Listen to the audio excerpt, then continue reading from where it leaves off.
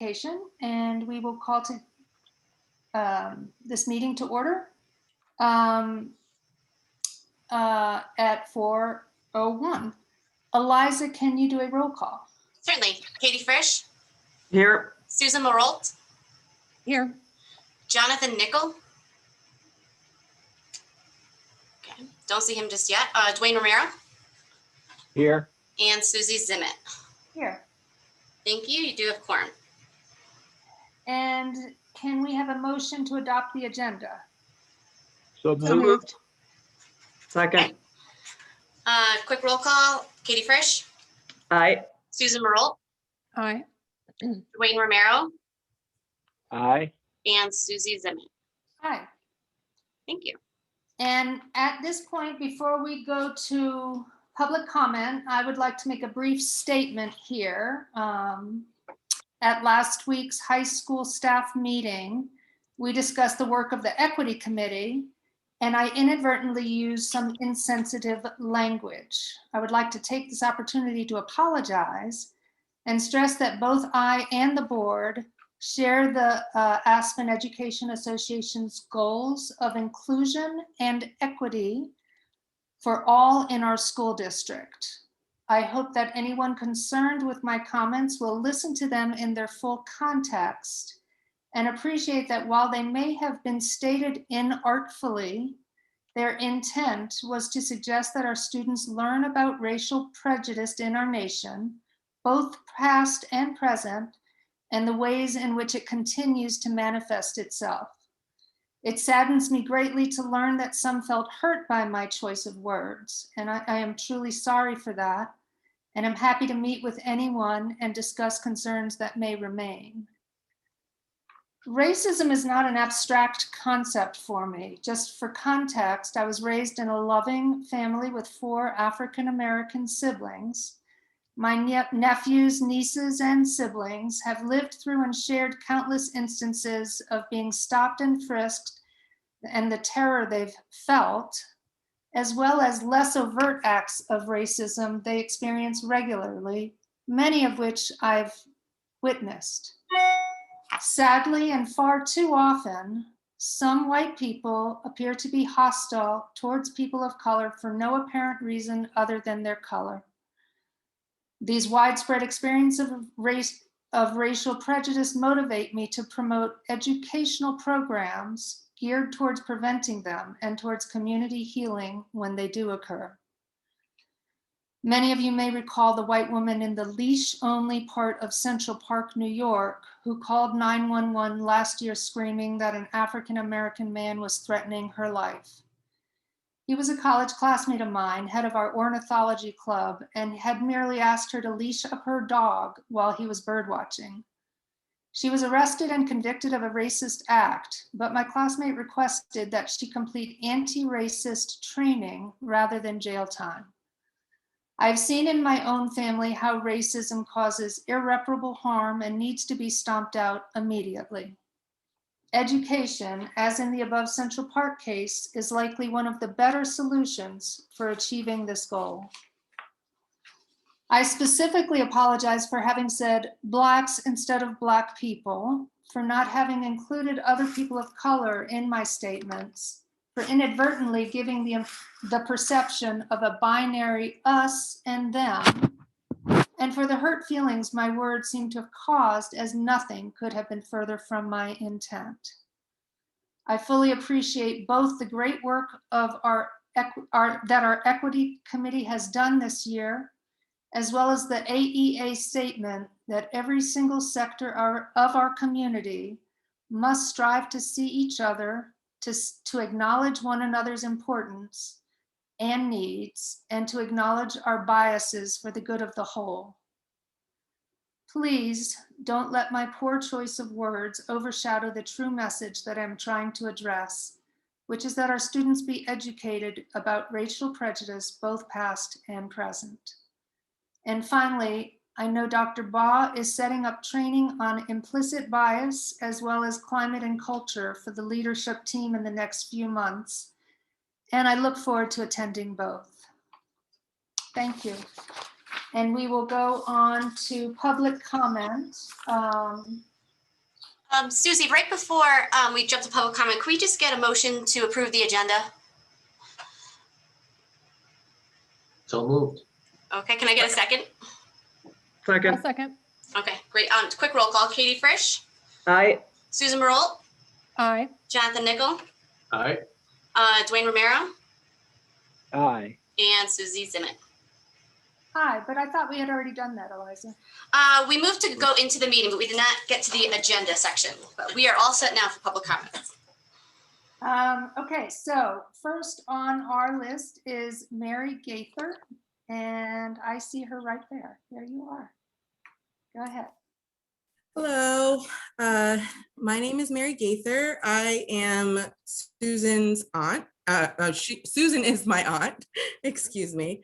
And I just want to say just a few things. After Susie called on Sunday, what had transpired in the last meeting, it really me deeply in my heart, because we're close, and we have an interracial family, and that's not to say that having an interracial family automatically excludes you from certain prejudices. I'm not trying that at all, but I know in my heart that my aunt doesn't have this in her heart. Follows the legacy of my grandfather, and we are in this world to change this world and make it a better, and that can mean self-sacrifice. My chosen travel partner, we've traveled the world from Cambodia to Zimbabwe and many, many other countries. She's encouraged me to learn about other cultures. She reads so much, and she's encouraged me to read about all kinds of different cultures and different things going on in the world. And I can understand how some of her words may have been taken offensive by some people, but both my husband and I are government workers. We live in a suburb of the District of Columbia. My husband's a federal worker, and I work for the local county government. And just this morning, while teleworking together, my husband went through some sensitivity training, and this is something that both of us are required to do, sensitivity and equity training. And there were terms in there that we were unaware of. This is something that we have to go through every year, because it's in our society now, language is more fluid. It's something that changes and we have to adapt to, kind of like CPR. Every year you may be CPR certified, but you have to go and you have to get updated things. I was unaware until this morning that you shouldn't refer to people as the blind. It is refer to handicap accessible bathrooms rather than accessible bathrooms. It's fluid language that changes, and everybody has different preferences. And I believe that, all of our change in language is meant to include more people, to be more sensitive, to be more kind, in an evolving society.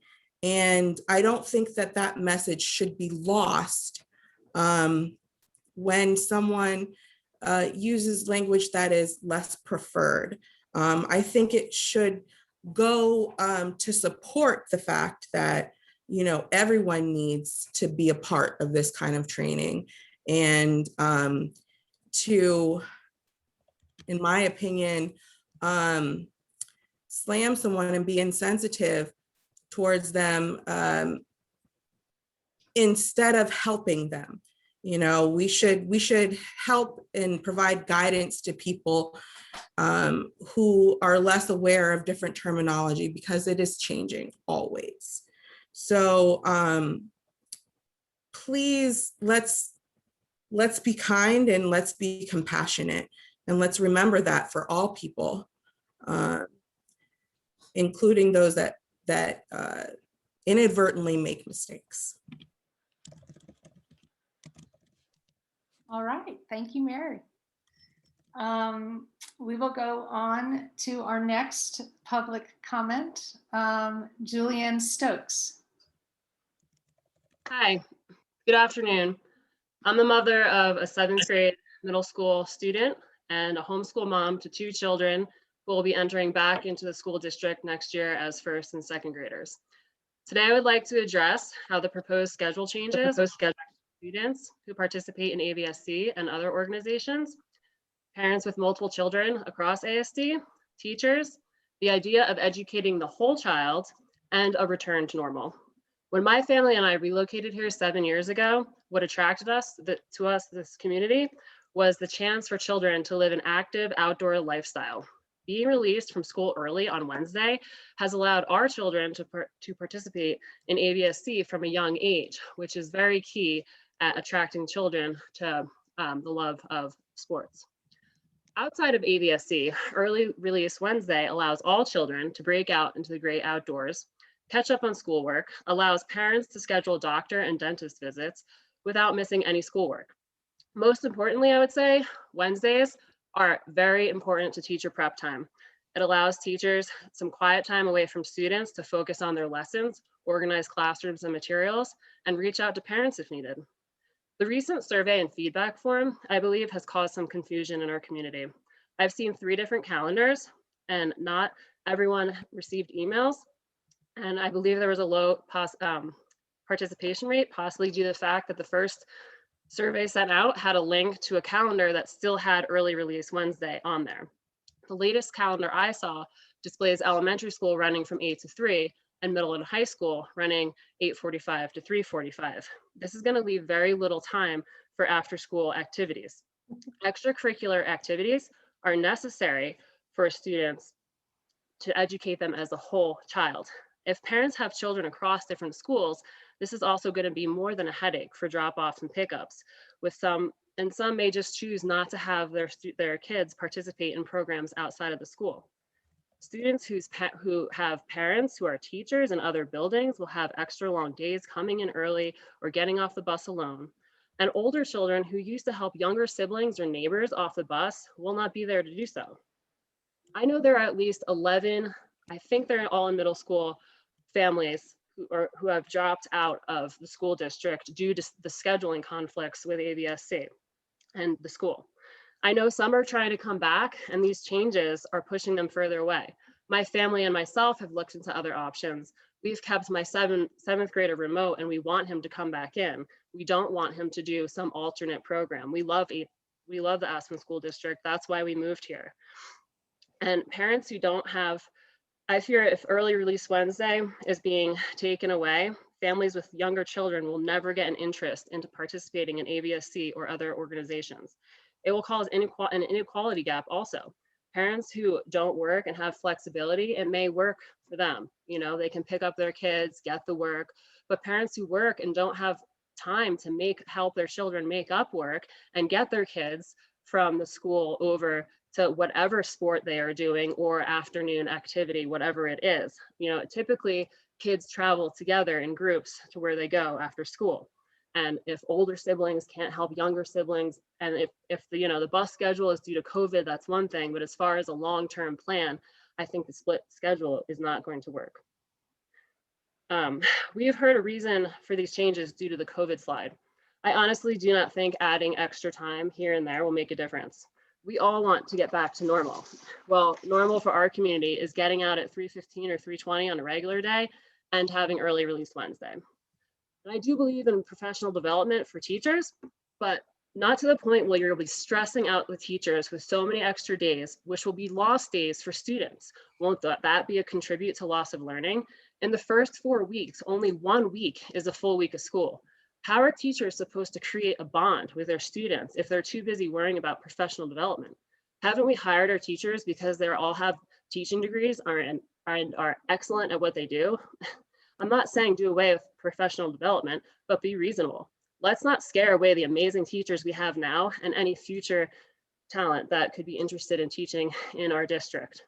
You can't build a house without the blueprints. So let's get it all laid out if there's going to be a major schedule change.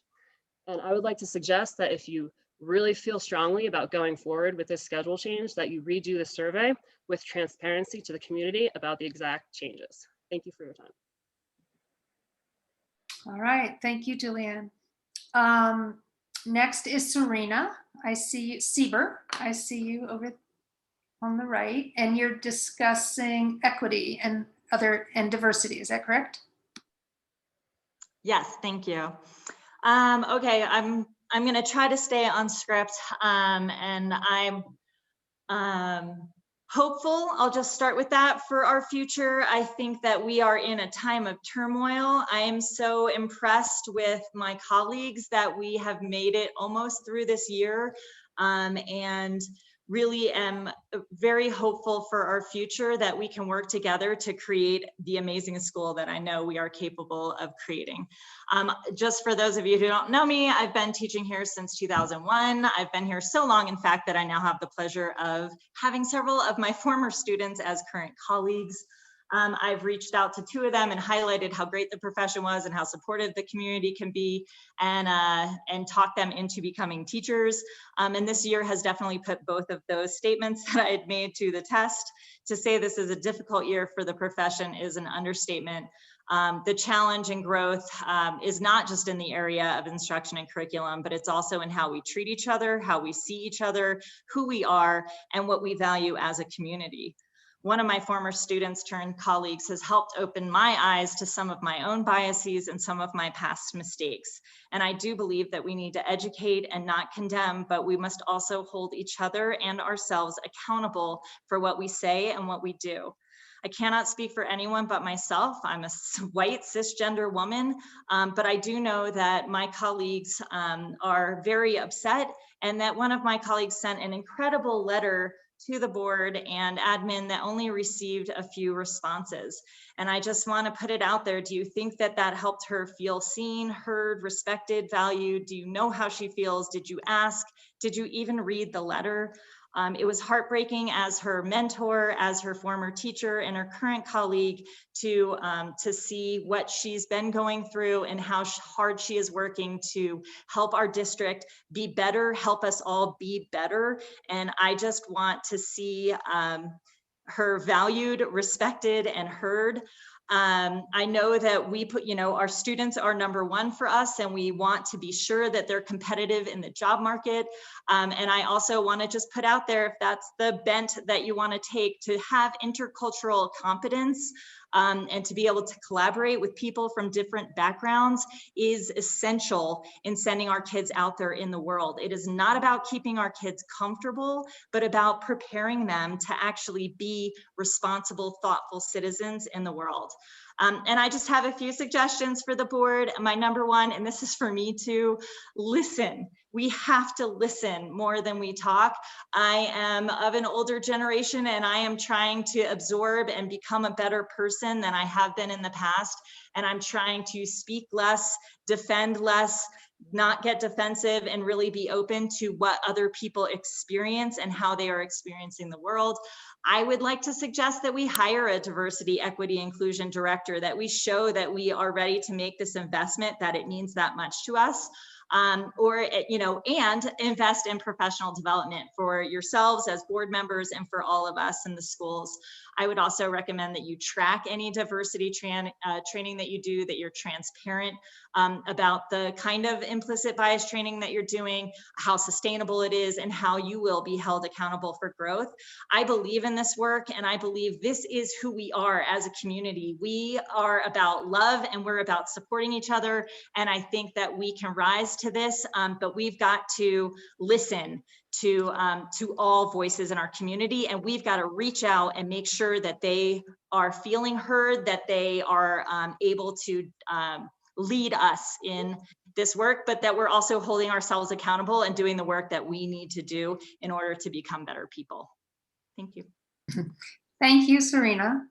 And you are probably aware of this, but I just want to make a reminder that generally when the board gets an email, often it's just the president who replies on behalf of the whole board. So it's not necessarily that the others don't have opinions, it's that they depend on the president to represent them.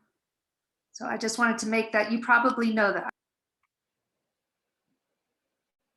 I didn't know that, but it also feels a little like justification. I would just say, like, you know, having written a letter myself in the past, I have appreciated when board members have reached out, and they have done that for me in the past. When I've written a letter, several have reached out to me and to say, like, I received your letter and here's what I'm thinking. So if that's policy, I would maybe question it. And I would say, like, each of you, I feel like you and Jonathan mentioned this at our meeting, that you are your own separate people.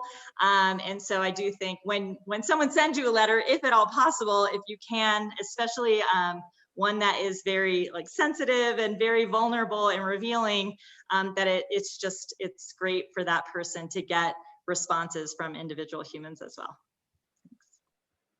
I'm not sure that I got the letter. Was it the one sent by AEA? That's the only one I got, Jonathan, so I'm not sure. If I were to guess, Okay, sorry. I'm sorry if that was confusing. My colleague, Christina Flores, sent you all a letter months ago. Oh, not this week. Oh. Yeah. Yeah, I know what you're talking about. Okay, thank you. And I responded. So I just sent you a copy of that. So if you want to forward that, or I'll send it again to Christina, because her letter was amazing. it was amazing. And I also responded and told her it was absolutely amazing. And I think we should carry forth that discussion. And so I'm actually glad, Serena, you brought it up again, because we would like to bring that back to a discussion. Thank you. Let's move on to reports and comments.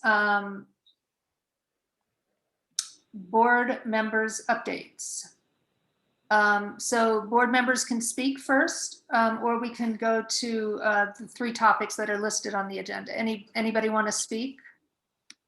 I submitted comments into the table in the outline. I just would like to add, I appreciate Susie and other comments of today. I appreciate the acknowledgement of the issues of last week, and I appreciate the dialogue we just had together with Mary and Serena. I think those are all fabulous for us as we continue to grow together, and to, you know, be kind on people, but be really, really strong on process. And I think that we have, we have those opportunities. This has been a great learning experience, right? It's been a great learning experience. We've become better as an organization on things like this.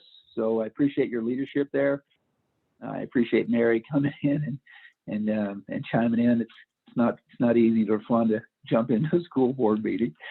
And I just, I feel blessed that I'm in a good community that cares. So thank you. Thank you, Dwayne. Any other board member want to comment? Okay. So I would just add, I didn't put it in there. I mean, we just had a lot about the meeting from last week. But I would think, the important thing for me, that completed all the schools. We're still missing the preschool. So that's the last one. We need to continue to follow up with that in meeting the commitment in terms of what we had addressed with AEA in terms of reaching out to the schools and then going ahead and getting feedback and then consolidating that. And I still have that as a pending item to do, but we're still missing that one school in terms of being able to put the whole consolidation together. Susie already covered that portion of it. I just wanted to say I do appreciate everybody from the high school and all the other schools and we already talked about those previously, taking the time to meet with us. And, the idea is to continue to open lines of communication and overall just have a more fluid and continuous ongoing communication within the community and the board and the teachers and the staff and the administration as we continue to work on our climate and culture. So, I mean, I think we have to remember that also the idea and the spirit with which we're trying to move forward with these things and continue to work on it. And I think Dwayne said it right. Every time you're going to learn something new, and we're not always going to get it perfect, but we've got to continue to move forward and have these discussions and carry on the dialogue. I just have one Go ahead. One quick thing, totally unrelated, because I don't want to just repeat everything that folks are saying. But two things, the FAB has been meeting on a monthly basis, and I wanted to make sure everyone was aware of that. Linda will later be presenting two of the main things that we discussed at our last meeting that are on the agenda, the auditor selection as well as the quarterly financials. But I just wanted to add in one other item that she's been working on and we're helping her with, which is some software, reporting software that will help us increase transparency on our website. Right now, it's a very manual process to try to get any kind of financial data on there. And the idea is to try to do I don't want to say a dial because I'm kind of tired of the whole COVID dial thing, but some kind of a dashboard of sorts to help articulate where we are financially, and it'll be much easier to update. So that's something that's being worked on by the FAB. Then another kind of on the mundane side is on our agenda planning and posting of that on board docs. We had talked, I don't know, maybe a year ago or so, about trying to be better about getting the data in there and anything that's being presented ahead of time. Even with this movement to Tuesday, I think we're still not great about this. I think I'd personally prefer, and I don't know if any of the other board members feel this way, to have a little more time than, a couple of hours before the meeting to review stuff. So just something I wanted to see if we wanted to discuss at some point to make sure that we either have a cutoff. We had talked about doing that in terms of getting stuff in front of us, and make that up just public so everybody knows. Response on that? Katie, it just so happens that Eliza and I discussed today, make this meeting being hopefully the last time that we're doing changes the day of the meeting and trying to have a 24-hour cutoff before we add any additional data. And Dave, go ahead. Yeah, funny enough, we're all working on in parallel, and Elijah and I were talking about in general a hard date at 12 noon of 48 business hours. So like hard noon on the Friday before the Tuesday, because it's really hard. One of the things that has been hard, especially, is when we're closed on a Friday and closed on a Monday. And so we were backed all the way up into Thursday and trying to get stuff done. So we were merging stuff over the course of today, and then trying also to respond to some of the folks who've been reaching out over the weekend. But we are talking very seriously about a hard deadline, ideally of the Friday before the Tuesday, so that, there's quite a bit of time for both the board as well as the public to evaluate the presentations, and then that way the board can respond and ask questions in advance of a board meeting. And we also know what's coming in the pipeline that's of concern to the community, so that we can be more ready to address those. It's not good for the board to get 11th hour updates. It's not good for administration to get 11th hour updates. So we're really looking at these hard deadlines of ideally the Friday before the Tuesday. And part of pushing to Tuesday was to just, in a worst case scenario, we still have some time on Monday to fix stuff. But when we're closed on Monday, it's really hard. I And think would the- whatever date you choose, consistency would be great. So Agreed. we know, like, because I went in today 15 minutes before the meeting and stuff was different than what I looked at yesterday. And, you know, I find that stressful, but so whatever to be prepared, I think it would be great, as well as for the community to have a chance to read through it. I 100% agree with what you said. Right. We're definitely moving in that direction and trying to tighten it up. And would you continue, the exception being signing up for public comment? Do you like keeping that at 3 o'clock before the meeting at 4? I think, you know, we work for the public and that those, yes. Yes. I Great. think that should stay open up until 3 o'clock. Great. So should it stay open to 3 o'clock or should it stay open until the meeting? I mean, if somebody, I don't know, that's something to discuss, so.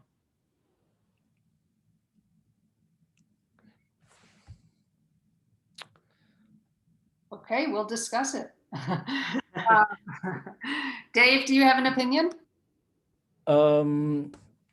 Yeah, could we discuss it a little bit later after the presentations because we have some people on the clock and I'm trying to be mindful. We could certainly circle back to this for further conversation.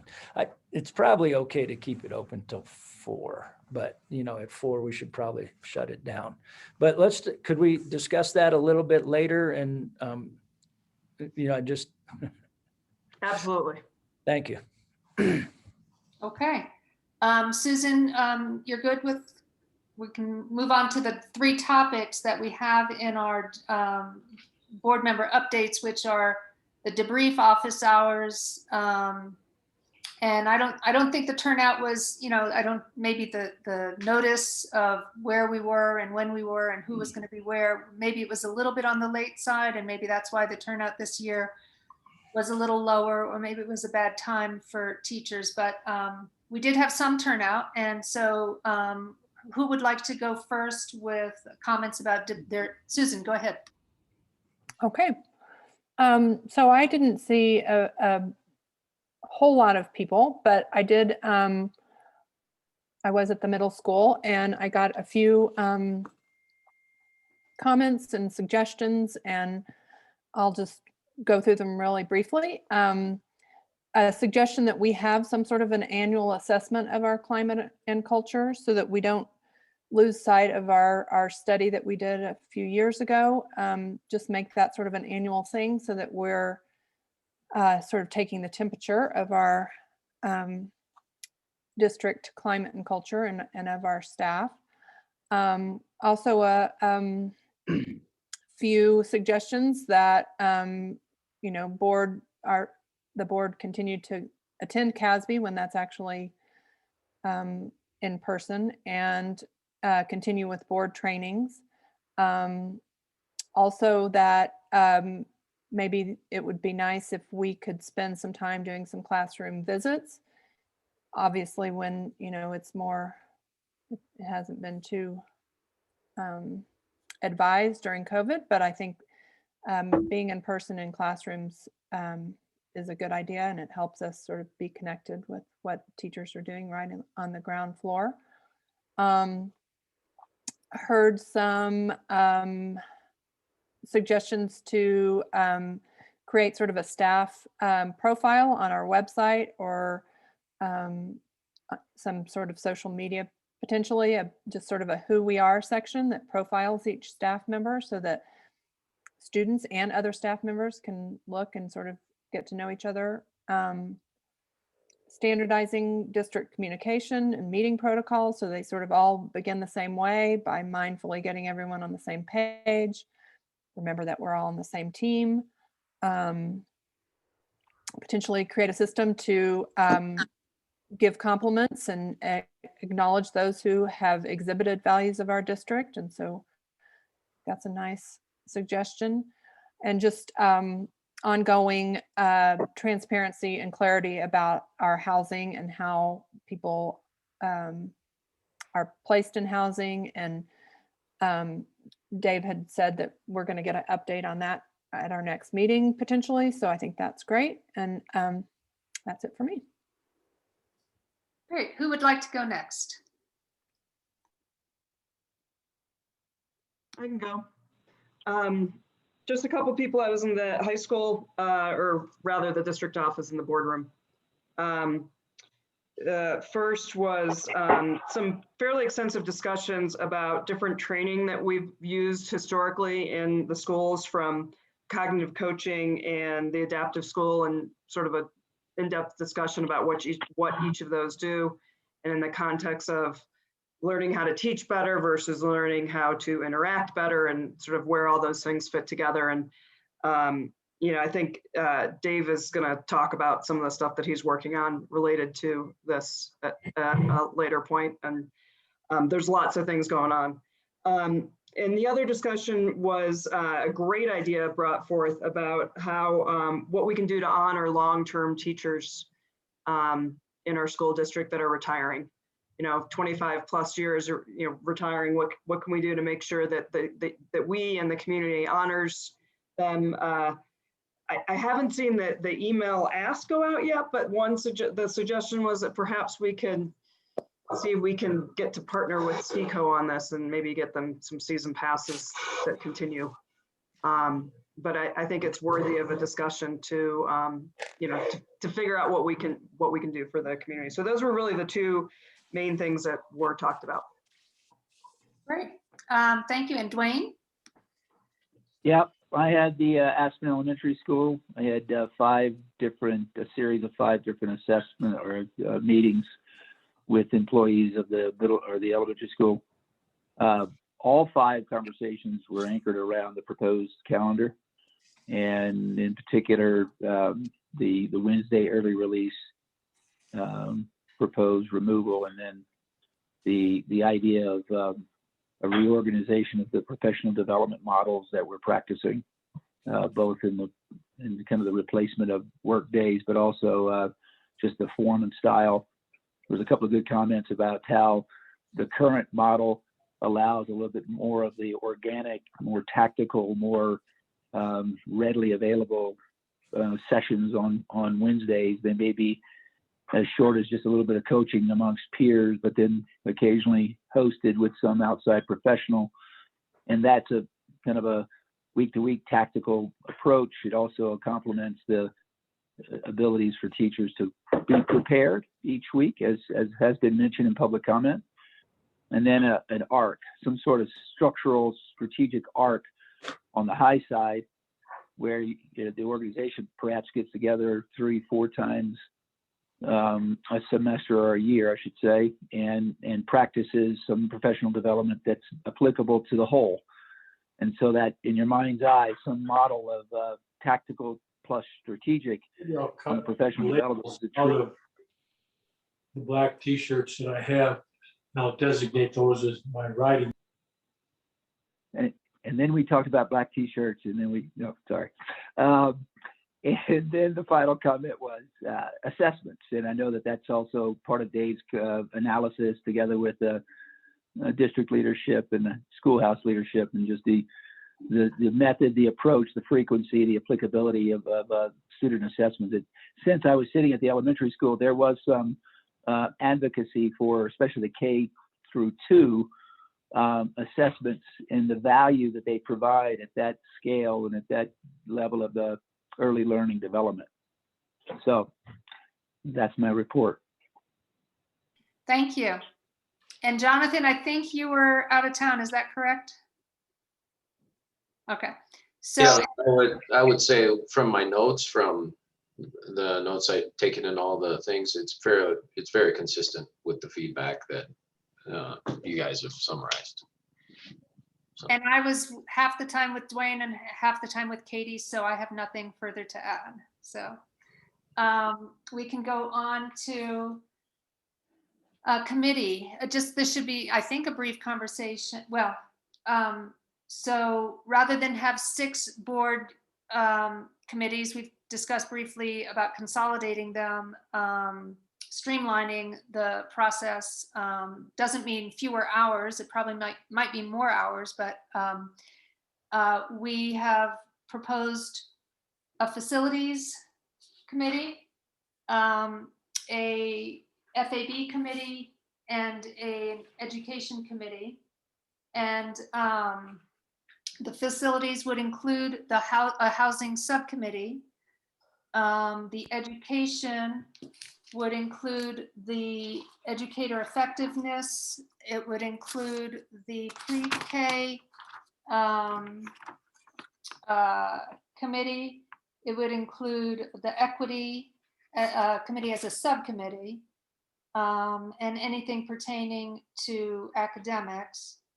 The facilities would be in addition to housing, it would be new construction and mostly anything on the operations side. And then the FAB would be all matters financial, including budgets, budget development, and audits. And then we have proposed that the facilities be chaired by Dwayne, and the subcommittee, the housing subcommittee, be chaired by Jonathan, and the FAB by Katie. And we would hope that Susan would remain the DAC ex officio representative, and also replace me at the AEF monthly meetings, if she's willing. And then if the board agrees to this plan, I would like to head the education committee, and we don't have to vote on this. Is that correct, Dave? This is not something we need to vote on? No, it's just a sort of internal organization that we're trying to, make things cleaner so that people know where to go with questions, where, we can come back with answers and we can approach it that way. And the DAC, rather than being considered, we want to talk to the DAC directly, but it is a statutory committee, and will continue exactly as it functions now. And so, any questions or comments from board members about this? I just want to remind everyone, obviously this is, I think, repetitive, but I think it's still worthy of a reminder. I mean, these are all advisory committees that provide insight and additional expertise and some additional horsepower on particular issues to the benefit of the Board of Education, but by extension to the entire organization. And it's not to be a transplant or some sort of replacement of any of the professional services and execution of work by any of the staff or anywhere in the organization. I mean, these are, as I said, these are advisory by governance model. And also, I would like to invite anybody to join me on the education committee, any other board member. We can always have we can have two on every, come to any meeting. So, and then Katie, I think you were, Dwayne, go ahead. No, I was just going to say, yes, in addition to board members and staff and all different, both administrative, teacher, support staff being on these committees, in particular, the FAB and the DAC have always historically had community members as well.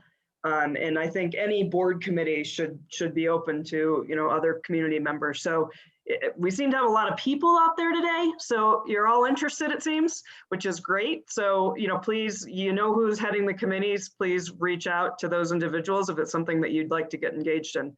We need your help. That's great.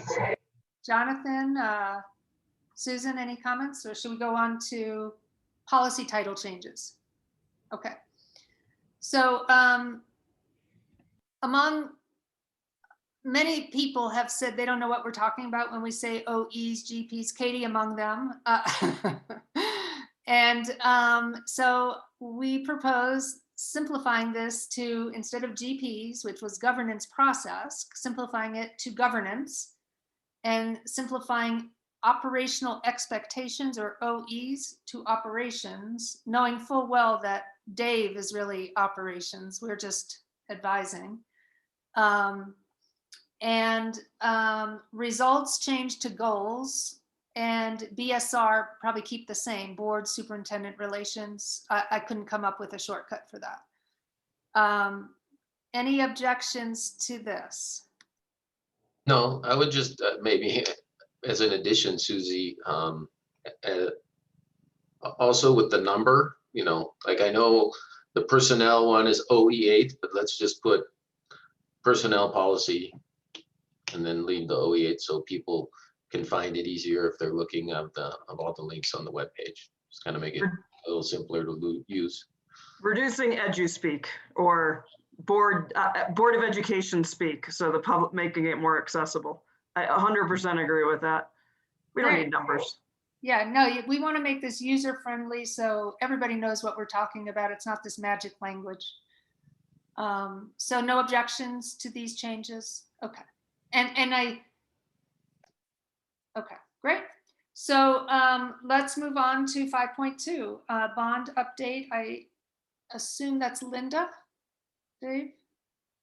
Well, it's actually a bit of a team response. And so we're going to ask Eliza to drive the slides, but we have a number of folks here to speak to certain aspects of this. But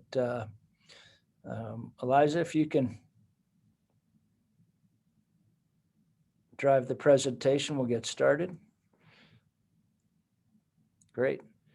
So, you know, we've been talking about this for a little bit, and we asked Gilbert and or Kari Ellen, architects who've been working in the district since fall of 2017 on this, to kind of kick us off and kind of just do a refresh for everybody who's joining for this piece. So, all right. From my voice, you can probably tell it's Gilbert, not Kari Ellen, but Kari Ellen is on the call with us today. We're happy to join you and your owner's rep today in presenting a strategy for developing bond projects that address the district's housing needs, improvements to existing campus buildings, and the design and construction of desired new facilities. We're looking forward to working together with you to keep this momentum going. The immediate effort, which is identified by these 4 tasks under April 2021 near the bottom of the slide that you're looking at, is to help you identify the best projects to fund with the available bond proceeds. Beginning now and leading into May, we've identified several parallel tasks that can be completed concurrently. First of all, we understand that you as a board would like to reaffirm and advance your strategic plan or vision about which significant facility projects to pursue.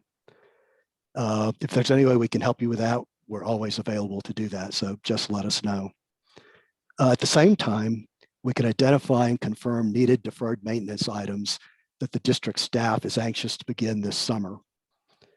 We would also like to collect more detailed programming information from some design input groups that we've identified. This will become the basis of design for projects that support your vision. And this will be the foundational work for work that we'll do later on.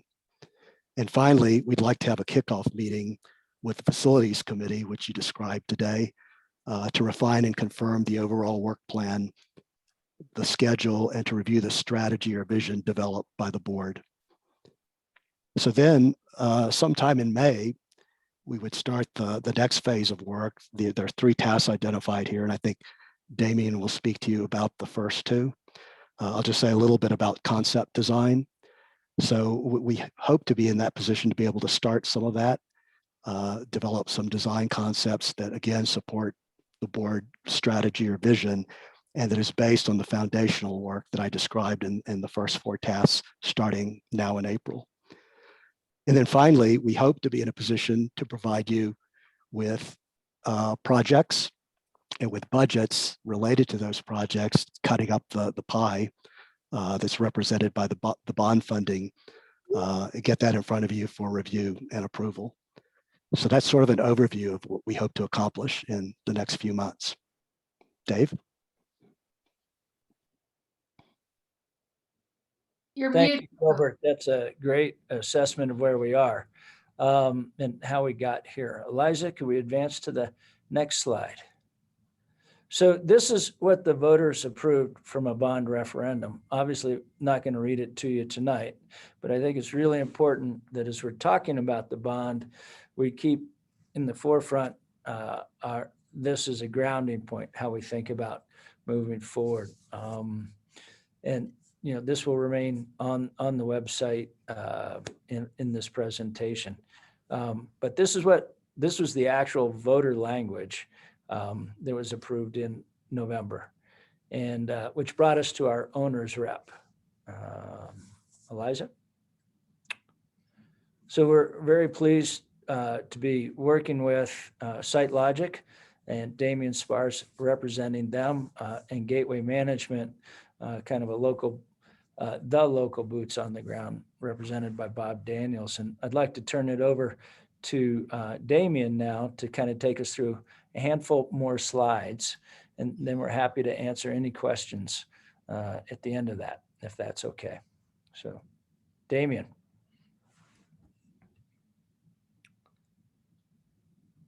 I believe Damian is on here.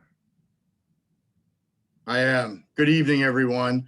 I am very pleased and honored to be a part of the owner's representative team for the Aspen School District. When we talk about the partnership between SiteLogic and Gateway Management, we talk really about Bob and I being program executives, one at a local level and one at a national level. And Bob and I have worked since before we were hired by the district in getting to know each other and understand each other. We've been most pleased with the way that we think about things together, the way that we interact with the administration, and we have extreme gratitude for the work that's been led by Carrie Ellen and by Gilbert, and who they've shown us to be as extraordinary team members. Tonight is exciting because we're at a point in the project where it's time for us to shift our gears, and it's a change in process. So we've had our pre-bond planning meetings, our community meetings, really master planning, third-party cost assessments, and a lot of collaboration without a lot of movement. And that's what happens when you have bond projects, that you have to do all that to lead up to a point where you can actually take the checkered flag and say, go to everybody and start the race. And what we've had to use as a model to get to where we are now, that collaboration and kind of a continual circle of information to understand what it is that we would spend money on with bond funding is now not a model that will work for us. It's now time for us to move the train out. And that's what we're going to do, talking about this plan now. Eliza, if you could move one step forward here. What we've done is we've looked with the administration, and when I say we, I mean the owner's representative team, as well as the design team. We've looked with the administration at major roles and understood, obviously, the ones that are in place and were always intended to be in place, and then looked to figure out how to make that series of roles complete so that we have control, but we do not have a continual revision of thought, and that we can actually move somewhere quickly, and that we can still be thoughtful about it and have all of the approvals in place, the approval processes that we want. So we have the school board making the significant decisions. We have, and forgive me, I think this slide is a little bit behind what I just heard listening to the earlier part of the meeting.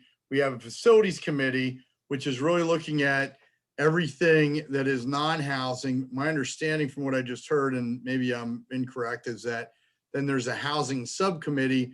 The intent that's on this slide is the same as what the intent that the board just elaborated on prior to this discussion.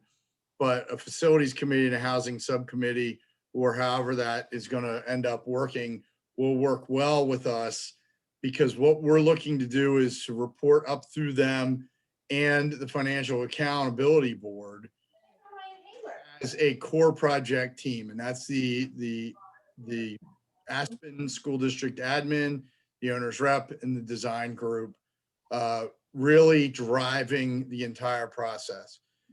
So all the professional work, the design, the engineering, and all of the design input from small groups that will inform the design will come up through the core project team. Eliza? Thank you. So the controls at the core project team level are recommendation of projects to the FAB and the Housing and Facilities Committee, and ultimately to the board. So that really, once those projects are recommended for either design or construction, once either they are through facilities or through the housing component of facilities, and get to the board, they should be easily and well understood by the board, articulated out publicly, and be able to proceed quickly. The design led by Cunningham Sanchez and the engineering that will go with that will also be executed at the core project team level. There'll be a collaborative and controlled design input process through what I've called design input groups. And you'll see those in a moment.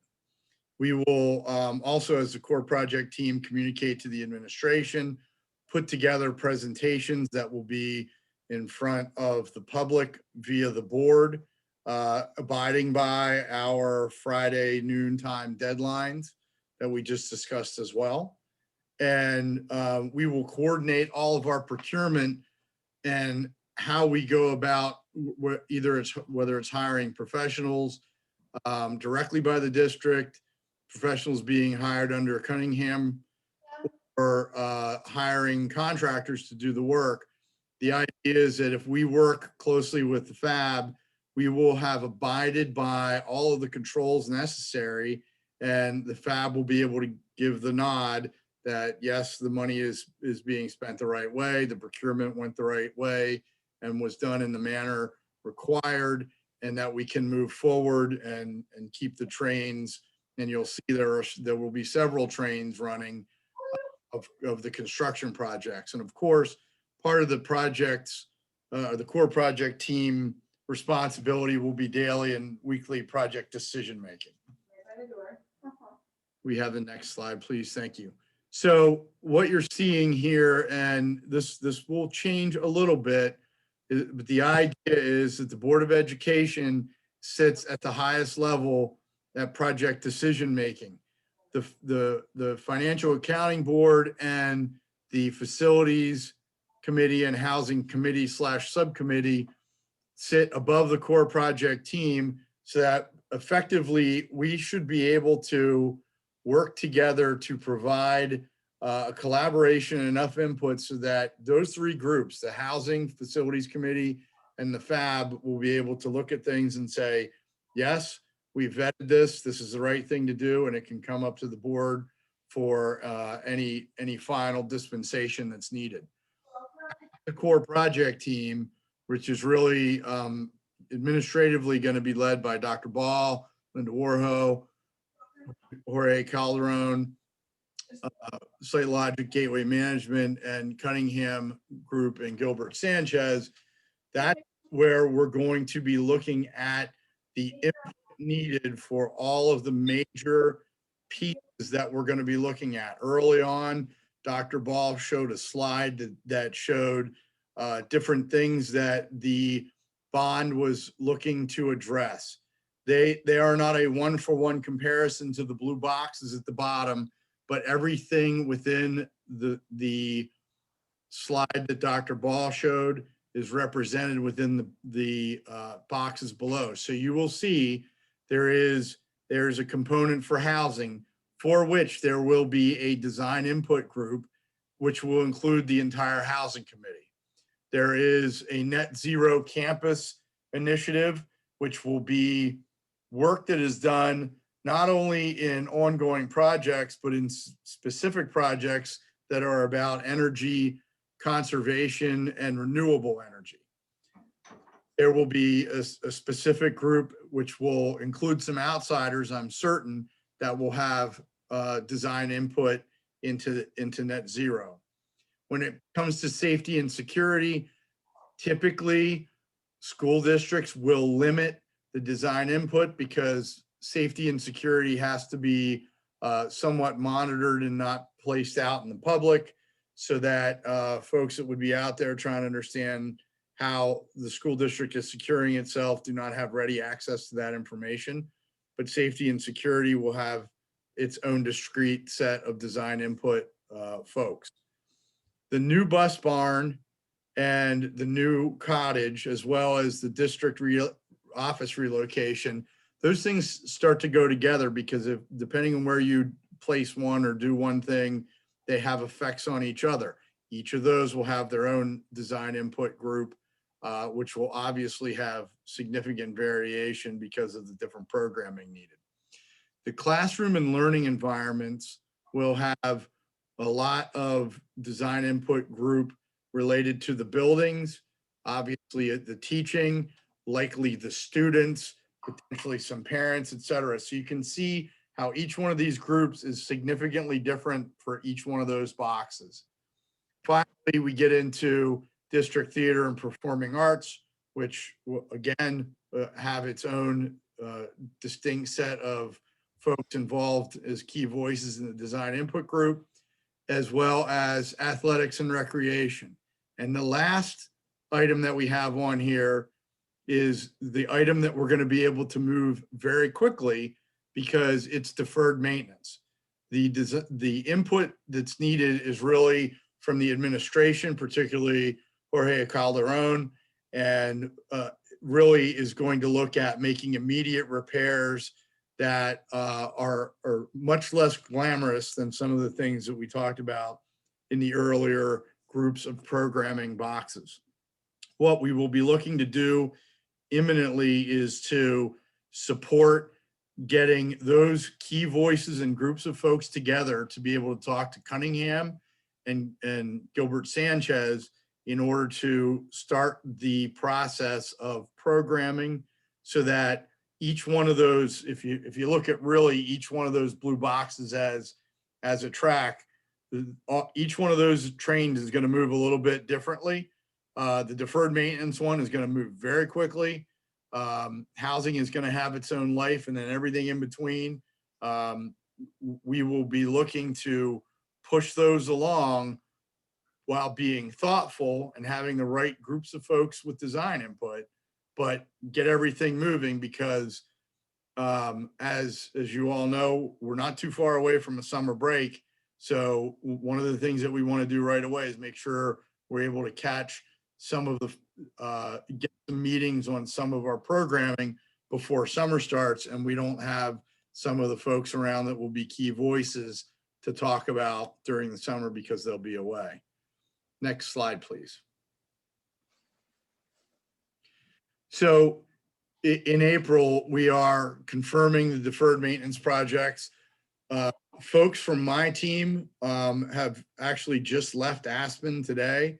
I unfortunately couldn't be there because I'm on the tail end of recovering from COVID, but Bob Daniel and several folks from my staff were on site working through deferred maintenance project reviews and getting ready for the next step, which will be contractor engagement pricing for those projects. Right now, we are intending on working with the FAB and putting together a request for proposal that will be centered around fees and general conditions and things like that, to allow us to select a contractor to get moving on deferred maintenance projects this summer. We have been very thoughtful about how those potential scopes could be impacted by other design scopes that we listed in those blue boxes. And we won't be doing anything that we're going to have to come back and redo, or anything that is going to cause us to spend money in a way that is inappropriate, where we'd have to spend money later to undo something. But we've really taken a lot of steps toward that. And what we're looking to do is start work on those deferred maintenance projects in June. When you look at the other projects that require the design, those non-housing projects, we're looking to have our initial meetings with design input group members for programming. That might not necessarily mean that all of the design input group is formed, but at least we're able to get started as the administration and board really give us the direction as to whom is to be involved in the design input group for each one of those particular scopes. In May, we'll continue with those meetings and the design input, really trying to get to a place where we have a pretty good conceptual idea with what we want to do in June so that we could potentially proceed with some design and really have ourselves a budget for each one of those particular groups of scope.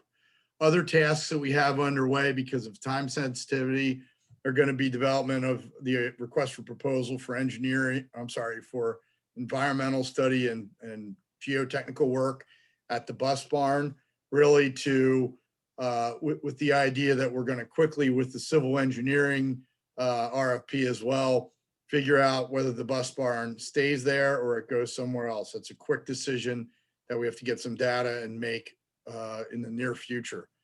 The development of the RFP for deferred maintenance general contractors, as I mentioned, and then we're going to be working with Cunningham to do some selection of subconsultants, such as mechanical, structural, and so forth. So there's a lot of things that we're doing this month and next month, an awful lot on our plates, but it's an exciting time because we are actually moving out and we're no longer just talking about it, but we're going to start to do it. Next slide, please.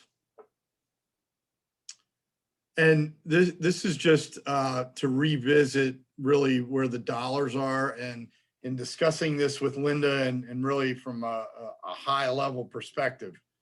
Right now, the way we think about how we're going to prosecute these projects is that we're going to have a budget of $50 million for housing. We're going to take $31 million, and that's going to go toward the facilities projects that we talked about, with $13 million going to facilities audit projects, or really those deferred maintenance type projects. Then there is a $20 million amount that's been set aside for board initiatives. And those types of initiatives, I believe, will come not only from board and community thought and continued dialogue about what is needed in the district, but also with some ideas that come up from the core project team and get floated up through the facilities and housing committees, so that the board can start to consider the things that it might want to do with that board initiative bond premium fund. And of course, working through Linda and the Financial Accountability Board, it is our intention as a whole group that everything that we do is cleared, so that we're never coming in and saying, oh, whoops, we should have done this, or what can we do now because we didn't do something in a correct order. We intend to do things in a correct order because that's going to allow us to move quickly and keep not only the design moving, but the construction that we're able to do soon moving as well. Dr. Ball. Thank you, Damien. I appreciate that sort of comprehensive assessment of where we are and how we're proposing to take the next steps. Just a quick question, Dave, and I guess for my other board members. Questions, Jonathan. When we talk about the budget for the different categories, we discussed that. I know we had talked about it, but I didn't know that that's a defined kind of thing. So just kind of where is that? How are we planning on doing that? So Linda, do you want to talk about that a little bit? Absolutely, absolutely. So Jonathan, these numbers came about when we had to do our offering statement. we had to kind of pick a line in the sand of what we thought we were going to spend on each one of these categories. So if you add the top three up, you get to, you know, the 94 million. And then the bottom, the board initiative bond, is our premium. So that was the premium we received. So just know that this is very fluid. Nothing's written in sand. It was our first stab at what we thought, if, you know, what we could spend on each of these, and know that, you know, we, in the facilities audit projects, if we may get into that and find that, oh gosh, this is running a little over, or, you know, we need to do some more stuff, we can look at, you know, either bringing that forward to an initiative piece on the premium, or cutting some things out of, you know, ooh, maybe we could do facilities things a little less, or, you know, other options. But this is just a very high 50, like they said, 50,000 foot view. But they're guidelines, they're not set in stone. Absolutely. Now, what's set in stone is what we're going to spend the money on. Now, if we spend more money on housing or more money on facilities, as long as we're adhering to that principle, then we're within our limits, correct? That is correct. Okay, I just wanted to make sure I And, understood that correct. and just know too, Jonathan, for you and the board, you'll have tonight, later on in there, you'll see one of the budget initiatives that I set forth in there. And that has kind of a 5-year out spending plan. That's following these same guidelines here. And it's to appropriate the budget. We don't have to spend it in those categories, because who, you know, we all, you know, who knows, it may be that we need a lot of concrete in something, and cement goes crazy in costs, and we have to figure out other ways to pay for it.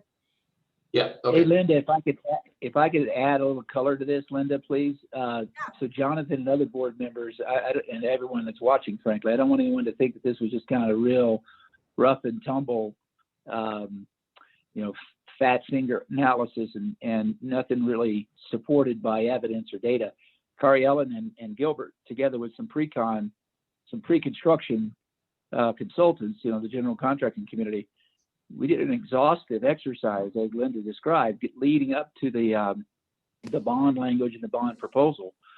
And so we have a couple of $100 million, frankly, of stuff that we knew and know that we have to focus upon.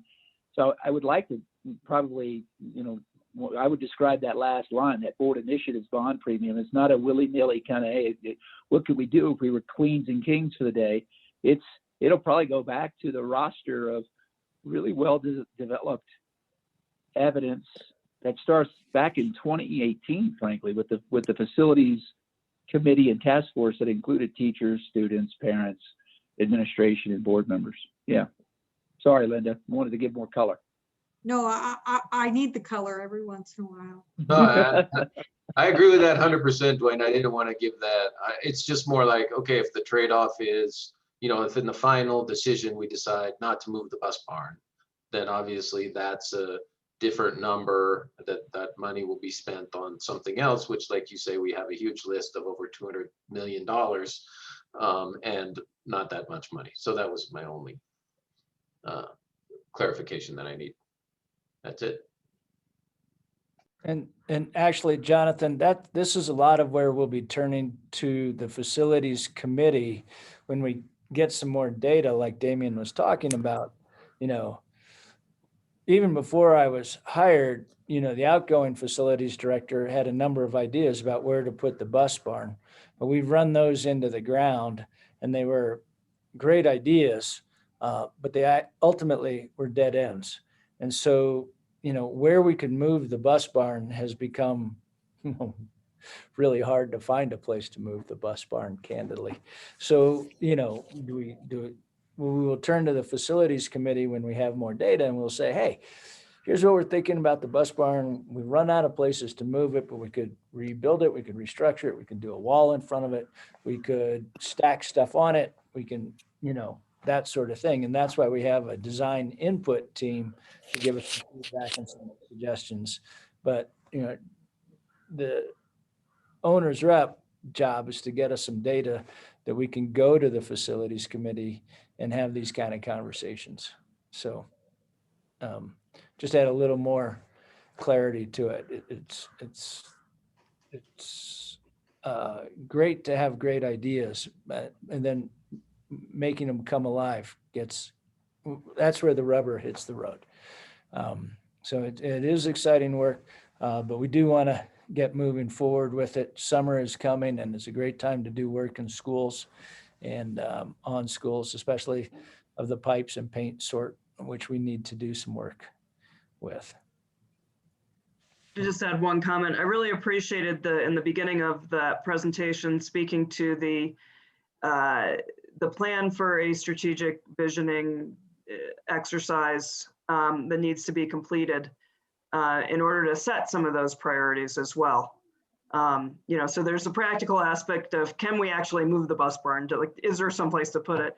But then there's also the aspect of, we have a limited amount of dollars and more choice of what we want to do for what we can. So how do we prioritize within the vision for the district?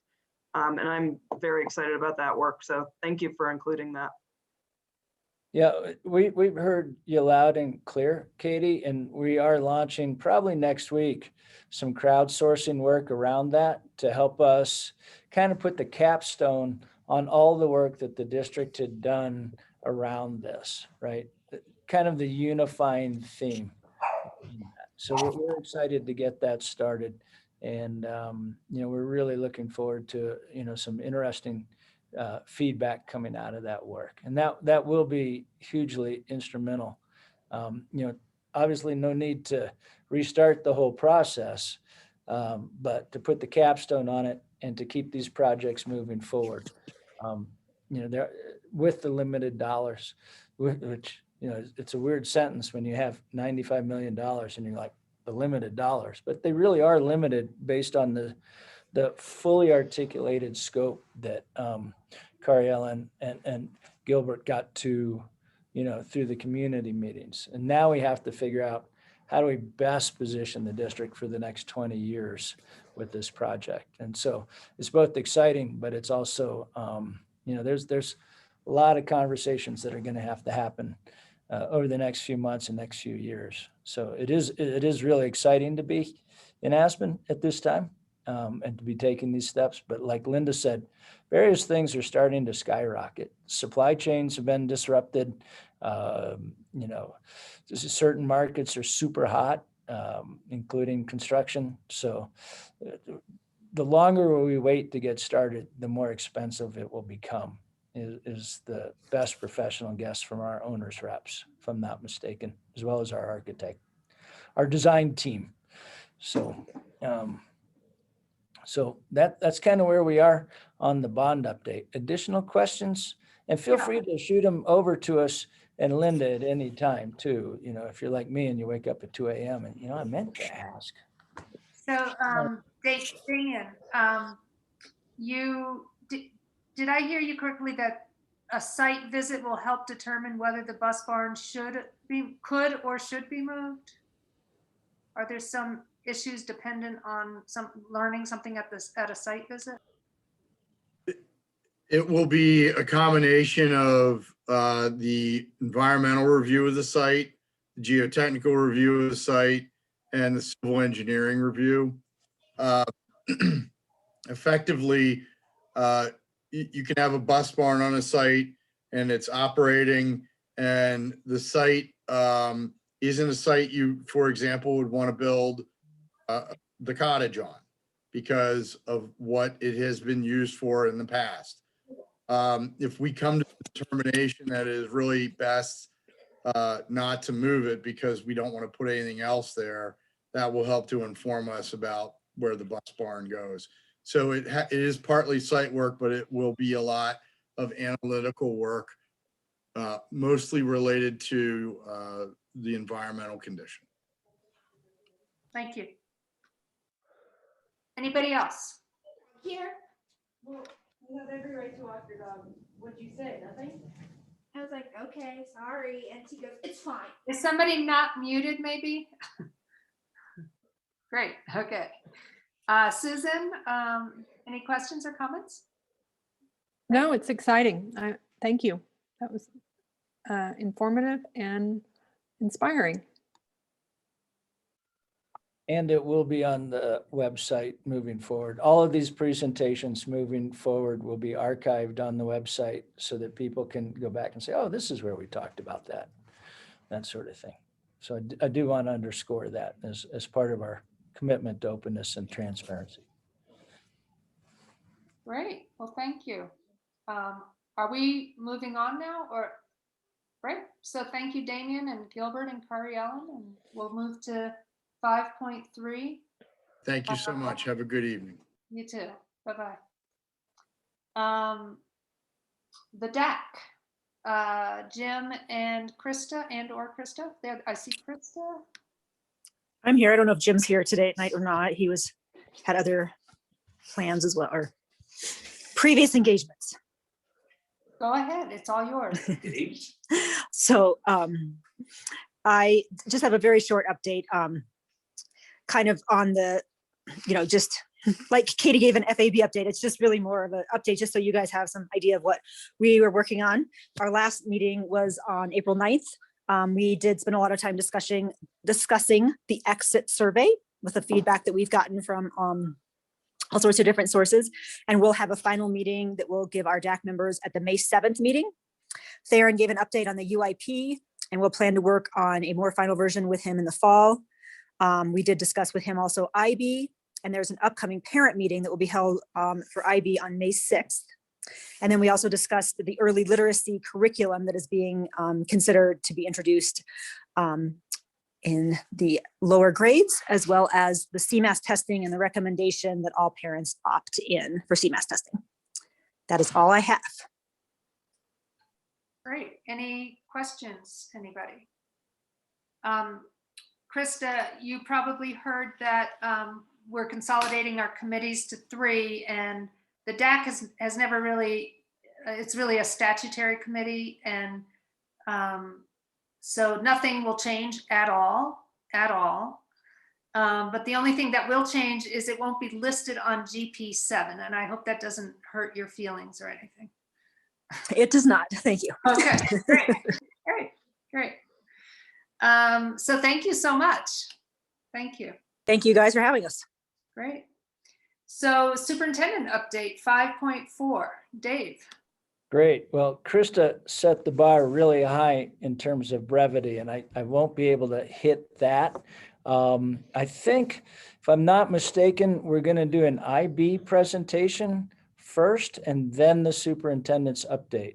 So I'm going to kick the ball over to Sarah and Eileen Knapp. This IB presentation is to talk about the capstone and to answer some of the questions that have emerged through this board process or board meetings over the last few months. So Sarah and Eileen have put together a wonderful presentation. So I'm going to kick that right over to Sarah and let her begin driving that. Great. Good evening, everybody. I will try to be brief. I don't want anyone to be intimidated by the sheer number of slides, but I'll try and address all the concerns that have been raised publicly and behind the scenes about IB and its implementation at Aspen High School. Eliza asked me to share my screen, so I'm going to go ahead and do that. And Sarah, would you like us to wait until you're done with questions? No, I can pause after every slide if you'd prefer. It really just, there's a lot of information here, so that might be easier. I was only given 10 minutes though, so I'm gonna be fast. All right, so this is really everything you need to know about its success. I taught AP English, I taught IB English, and I believe wholeheartedly in this program and the opportunities it affords our students to think critically and deeply. And it across the board has set them up for success when they go on to the next level. Just really quickly, right, what is the IB Diploma program? It really is a program. It is not meant to be a smorgasbord of picking and choosing courses. It's been designed to address the intellectual, social, emotional, and physical well-being of students. I think you've all seen their mission statement, but in light of the conversations about equity, tonight, one of the key lines is that, IB believes that it can help us understand that people, even with their differences, can also be right. So it is a global perspective and everybody's voice matters. So IB at Aspen High School, we have 22 different IB course offerings, which is an insane amount of courses considering we have 550 students. 91% of our current seniors have enrolled in at least one IB course. 99% of our current juniors have enrolled in at least one IB course. All seniors except 12 this year will complete at least one IB course. That's what those numbers translate to. All students at Aspen High School are required to take IB exams. Those are called papers, papers 1, 2, sometimes 3. These are 2-hour, usually written exams. And our students take them at the same time as students all across the globe take these exams. So we are not simply being compared to students in the US. It is all over the world, and they're all sitting for these exams. Students who choose will write an extended essay, which is a 4,000-word essay in an academic area that they decide upon. CAS stands for creativity, activity, and service. All current juniors have been introduced to CAS.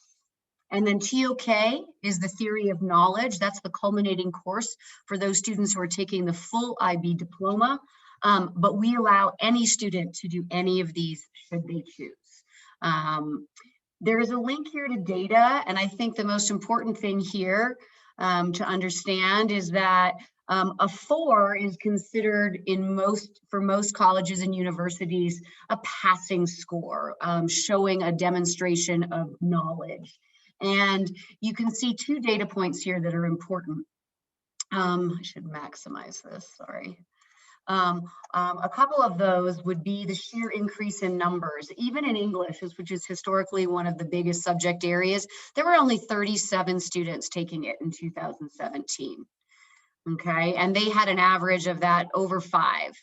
If we go all the way over here, we now have 70 for 2020 at 5.33 in terms of the average grade. So you can go through this, but the point being that when we're looking at some of these averages, again, thinking about 4 being kind of where you want to be considered above average. That is considered college level readiness.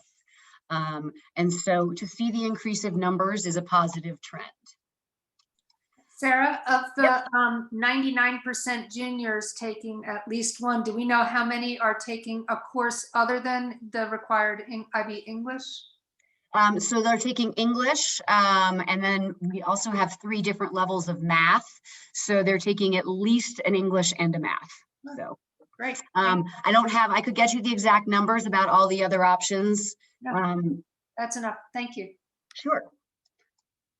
So just for comparison, looking in different publications, the Baccalaureate School for Global Education in New York is considered one of the top IB public schools in the country. And just some stats, 99 of the students take IB, and that includes MYP. They only offer 11 IB courses, and that's pretty important, and they offer no one-year SLs. A match IB high school in Colorado would be Fairview. They have 52% of their students, and that's a magnet school there in Boulder, participate in IB. They offer 25 IB courses, and they offer 7 one-year SLs. So just to kind of paint the picture that we offer 22 and we have, I believe, 8 one-year SLs. So we are completely on par and even have more offerings than many other IB schools.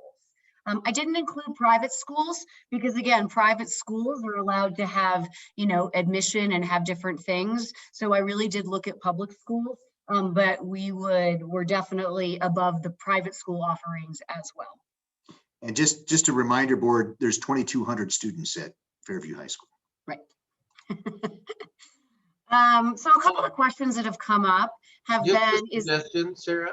I don't think, when I read our school profile, and also for just potential parents and, kind of thinking about the future and all those kind of things, I don't know that a lot of this stuff was made clear. other than we have our IB program. So it might be good to put together something that helps people understand this, right?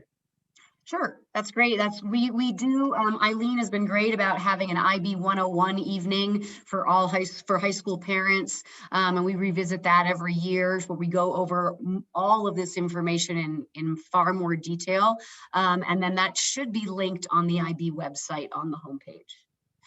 Okay. But I think there's a lot we can do in different marketing, if you want to call it that. I'm not sure that that's the right word, but I'll use the one I know in that case. But it's helping parents have a good understanding of how our IB program compares to others. So if there's anything that we can have in that type of material, I've never been to the IB page, but I know like in the past when we've sent out this glossy pamphlet that I'm not sure is the right way to communicate anyway, but things like this were never in there. So that would be helpful, just so you think. Great, absolutely. Well, and I think we're in a new frontier with Kiki, and I know that she'll help me market this appropriately so there are no misunderstandings. To that end, I have a question about it. When you talk about the number of IB classes, and we're talking about adding middle years program, our classes that are middle years for 9th and 10th graders typically, are those considered IB classes, or are you only referring to IB classes as those that are typically the junior, senior year? Right now we only have IB, so I'm only referring to what we have. I know, but for the comparison IB schools, are they, does that include the middle year stuff? No. Or is it only, you're only looking at the 11th and typical 11th and 12th grade? Yep. Okay, because I think as we're talking about this, one of the things that people get stuck on, me in particular, is we're talking about middle years program and we're talking about IB classes, but everything's going to be IB. So we need to make sure we have terminology that is consistent and clear. And there are a lot of schools that we can follow their formula when we get to that point. I think for this particular presentation was really to address all the concerns that have been voiced about the high school diploma program. So all of this information is about the diploma program. It is about Aspen High School. And then we can add to it with the MYP program. Okay, I wasn't even clear on that. I wasn't sure if you were covering everything or just that, so thank you. Just that, sorry, I should have been more clear, my apologies. No, it's just that the language that we need to figure out how we're talking about it, so. Well, and again, that's part of that. And I feel like maybe I've been out of the classroom too long, but right, I can't assume that people know all these acronyms. I've been living and breathing IB for 15 years, so I will try and be better with that. But yes, to clarify, this is regarding the diploma program at Aspen High School, which is only for juniors and seniors. One of the complaints at Aspen High School, or one of the concerns that's been raised, is IB too expensive for students. So a couple of things. All students who qualify for free and reduced lunch have all fees waived, and that has been standard for the last, I'm not even sure how many years, but at least the last 5, I would say. All students who request a scholarship, which covers fees, receive one. Our IB coordinator meets with every student and parent regarding their fees. Some people may not make those meetings, but Eileen sets up individual meetings with every student and parent to talk about fees. We've also had a reduction in fees. We no longer charge a registration fee. So that has been, I think IB heard how expensive programming is, and that has been eliminated. So the fee that students would pay is $119 per subject in which they test. So for an IB diploma student, that means they test in 6 areas. So they would have 6 times 119. For anybody else, they would just pay fees for the areas in which they test. And Sarah, so that was eliminated by the IB program, not by Aspen High School? Correct. I mean, under complaints from us and from other constituents that it's too expensive. Great, great. And how are the scholarships funded? Do we have a fund for that? We have a line item. So IB, we have funding from AEF. And so Eileen has a very detailed spreadsheet, as mathematicians do. And so she allots for that every year. And we And haven't had a year where we weren't able to cover people that needed to be covered. And I would like to shout out Linda on that. She knows that I think there's $10,000 we get from the state every year for this. I forgot about that. Thank you, Eileen. So I think at the end of the day, IB is expensive, but we have been able to support all of our students, so everybody has equal access to sit and take these exams, since we really do require that. IB math, another concern that's been raised is about whether or not our students need AP calculus to be successful with IB math. The short answer is no, according to our math department. IB Math HL covers the AP Calc AB. That's part of it. Students will be successful on the IB exam without taking an AP exam and an AP class. They do not need that. Students choose to take AP Calc BC for further calculus study. They do not need to take it to be successful on the HL exam. And so then there's just a couple comments here from students about the math courses.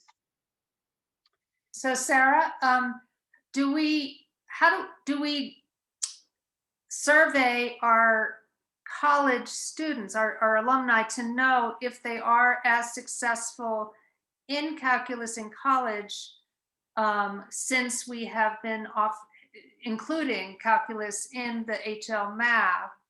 And are they as successful as their colleagues in college who have been trained in AP calculus? Do we know, since they're not taking the AP calculus test, and there's no reason to if it's covered, how do we know if they are indeed getting the equivalent amount of calculus?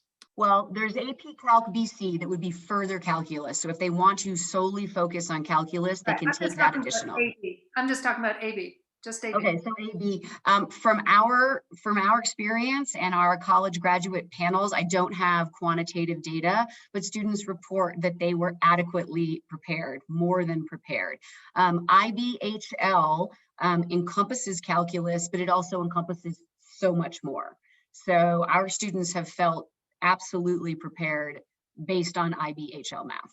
And for how many years has HL included all of the calculus that AP/AB includes? It's part of their curriculum. I don't know that it covers every exact topic from AB, but some schools will allow students to sit for both exams.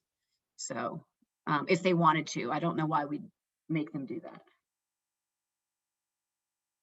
And do the students know which topics are not included in AP, in HL math that are included in AP Calculus AB, so that they could learn those on their own, since way more kids in America take AP, and college courses tend to be, have a greater expectation that students have covered AP rather than HL/IB? I'm going to disagree with that. There is a published list of every, college and university and what they accept in terms of scores for college credit, whether it's IB or AP. That list is comprehensive, and it is all the top tier universities and everything below.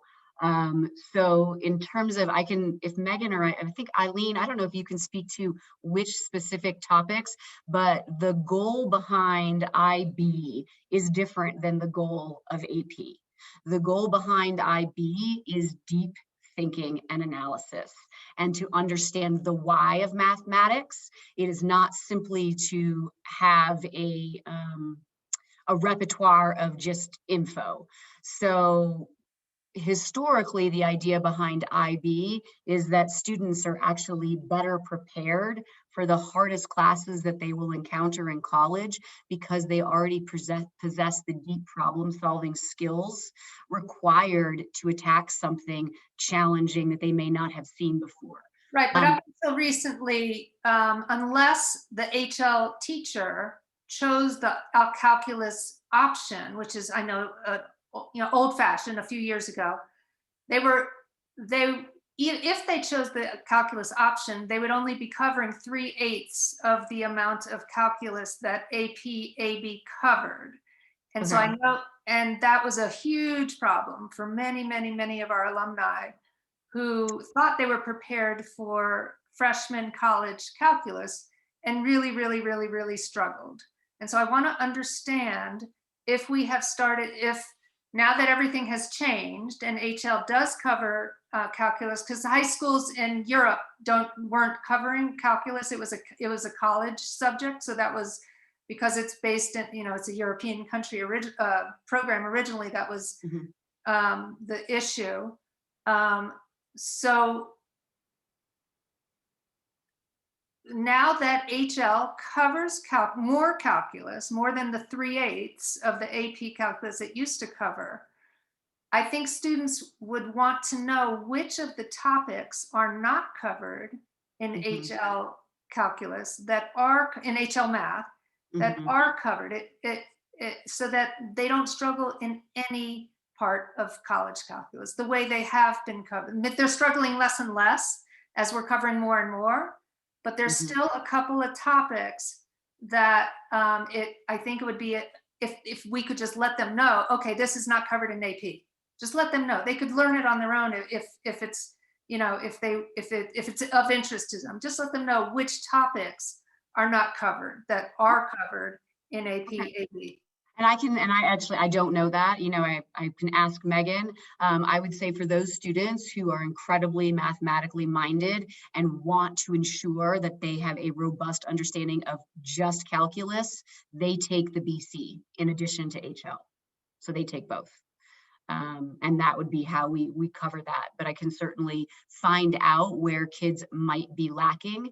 We have not had students complain about their mathematical preparedness at any of the top tier institutions in the last handful of years. But even if they are not so motivated to do BC, if they're going to be taking calculus in college, I think they would appreciate knowing what they have not seen that the kids who took AP have seen. I think that would just be a simple piece of information for them. My understanding is that they should be well versed in calculus after IB HL math, but I will find out from Megan what those specific topics might be. Well, and I know this, that when the math department has their math night, Susie, this is a conversation that they dive deeply into, and they can really go over in depth each one of those different categories and topics in both the calc and in the HL math courses.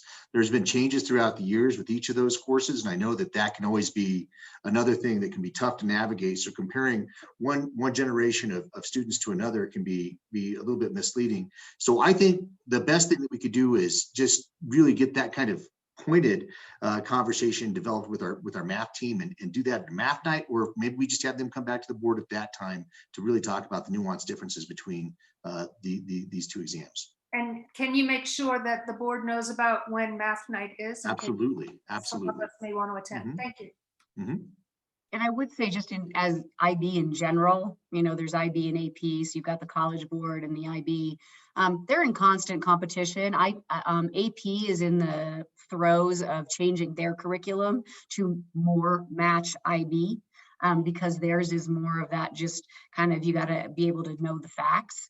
But that said, IB also changes its curriculum with great frequency. So any data point from IB that would be 10 years old would be irrelevant because they actually change their curriculum. And that's in all content areas. Now, whether they do that so that we all have to go get trained, or whether they do that in response to criticisms about not covering topics, I'm not sure, but they do change their curriculum and update it frequently.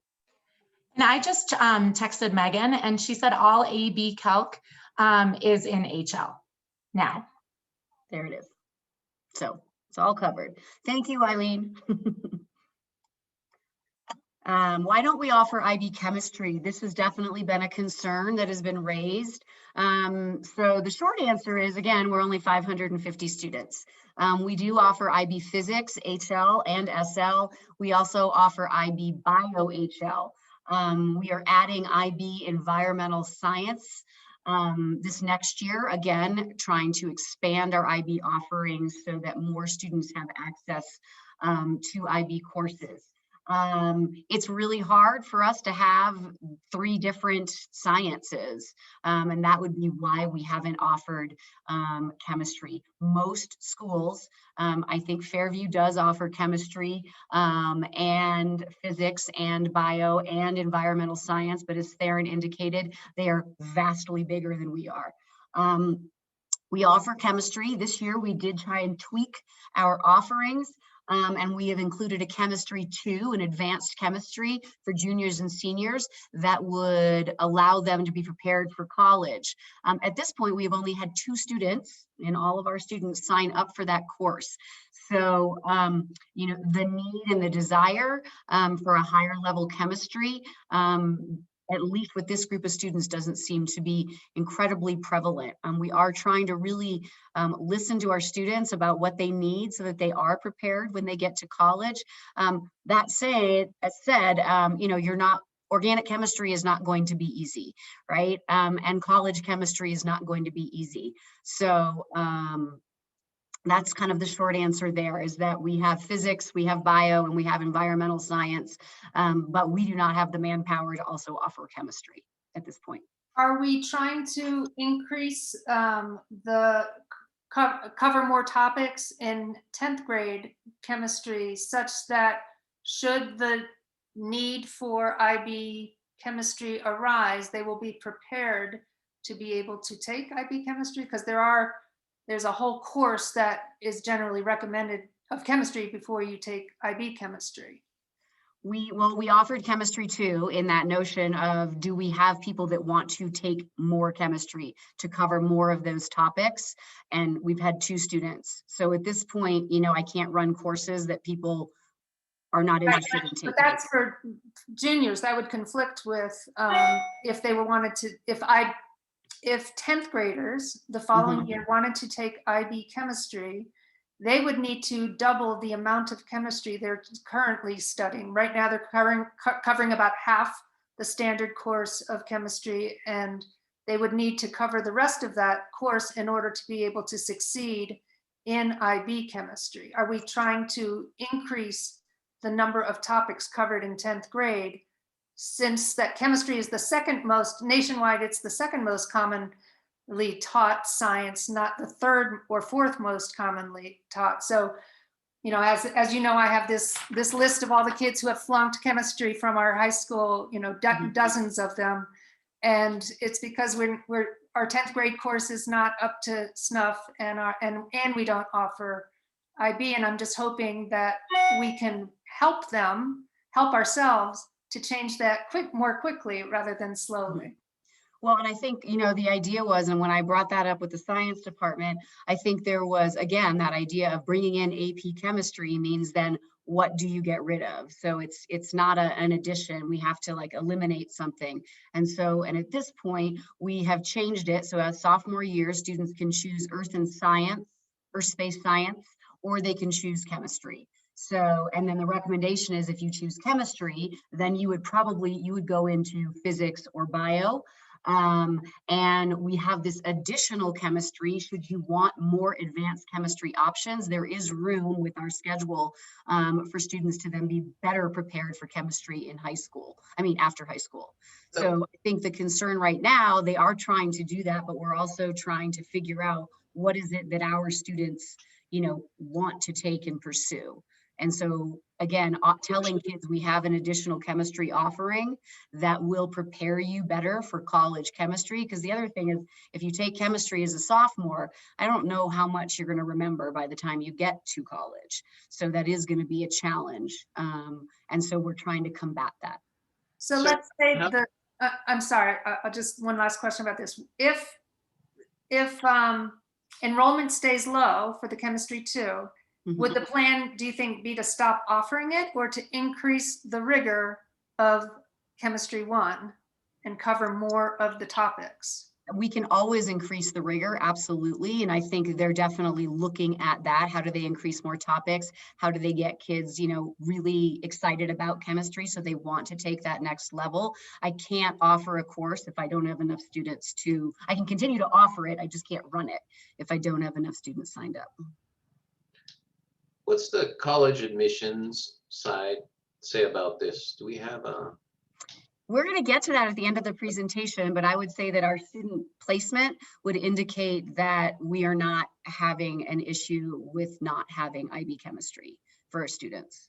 I know that there have been students that have been, Susie shared with me, unsuccessful when they get to college in chemistry, and we have heard that. I don't know how to combat that without adding an entirely and a whole nother educator. And I'm not sure that I have the numbers of students who would actually take it. Well, I think there, you know, a lot of ways, a lot of times from the college side, you need to take a science. And so it also depends on what we're offering, as opposed to, you know, sometimes kids just kind of got to take what's being offered if they want to go on that track. And so that's why I'm saying that maybe we should look at it from not just, you know, where our kids get in, but what schools are recommending that they would like to see. You know, I mean, they're looking at well-rounded students overall, but I think, you know, my personal experience is I had one of my kids change their prospective major because they didn't feel prepared and didn't want to go through the, you know, having to go through that weeder class of the chemistry at the school. And so, I mean, it's actually, you know I'm a sample of one, but it is affecting the choices kids make when they get to college in terms of their preparedness. And so I think we should just continue to keep that into account. So I have a parallel list, not only of the kids who have flunked and are kind of ashamed to have to go back to the school and so they tell parents, and word of mouth, it gets to me.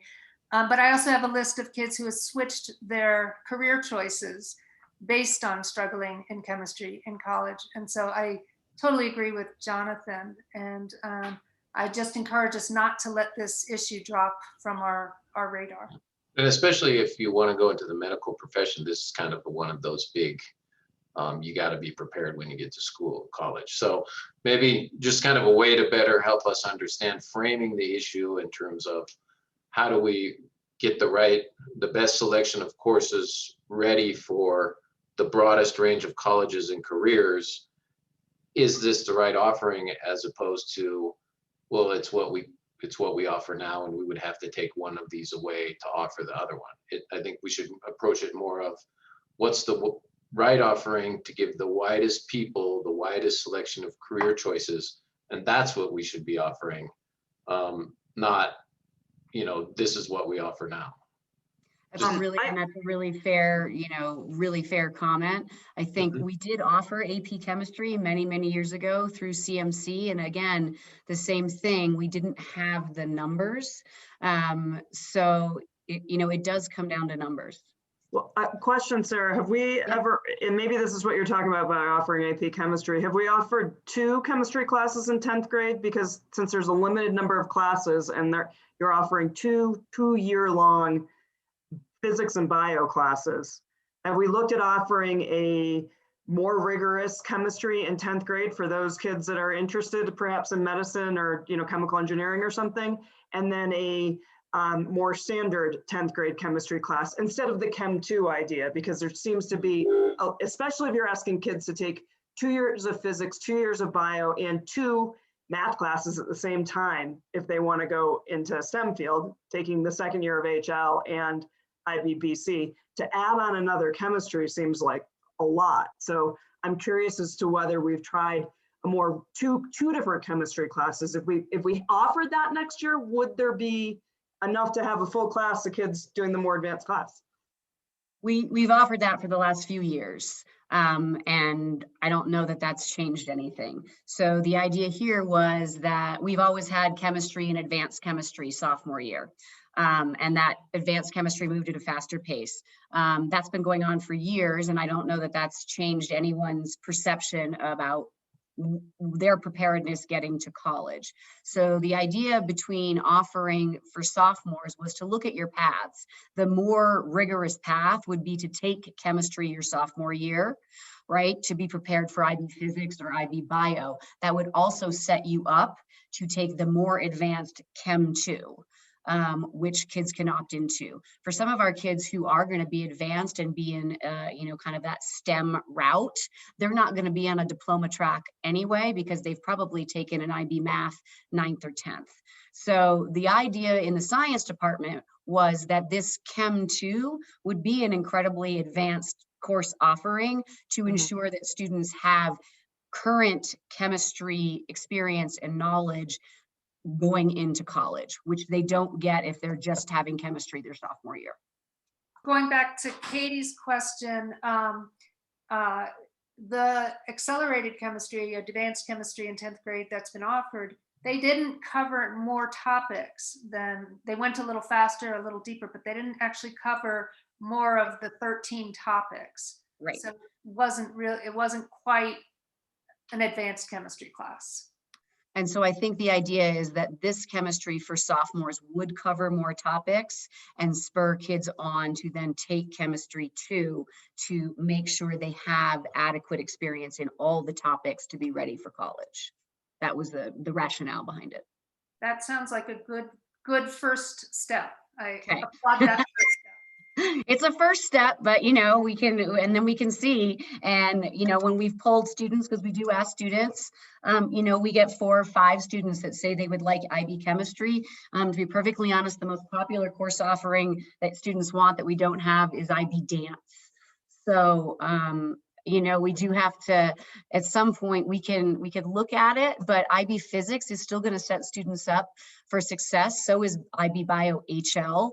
That's a rigorous curriculum. And I think if we can encourage and coach more students to then take the Chem 2, just like they might want to have more math with the calculus, then we can probably grow that. And then we could look at offering perhaps, an AP Chem that would be that additional for those students that really want to deep dive into the sciences. Yeah, AP Chem would solve all the problems.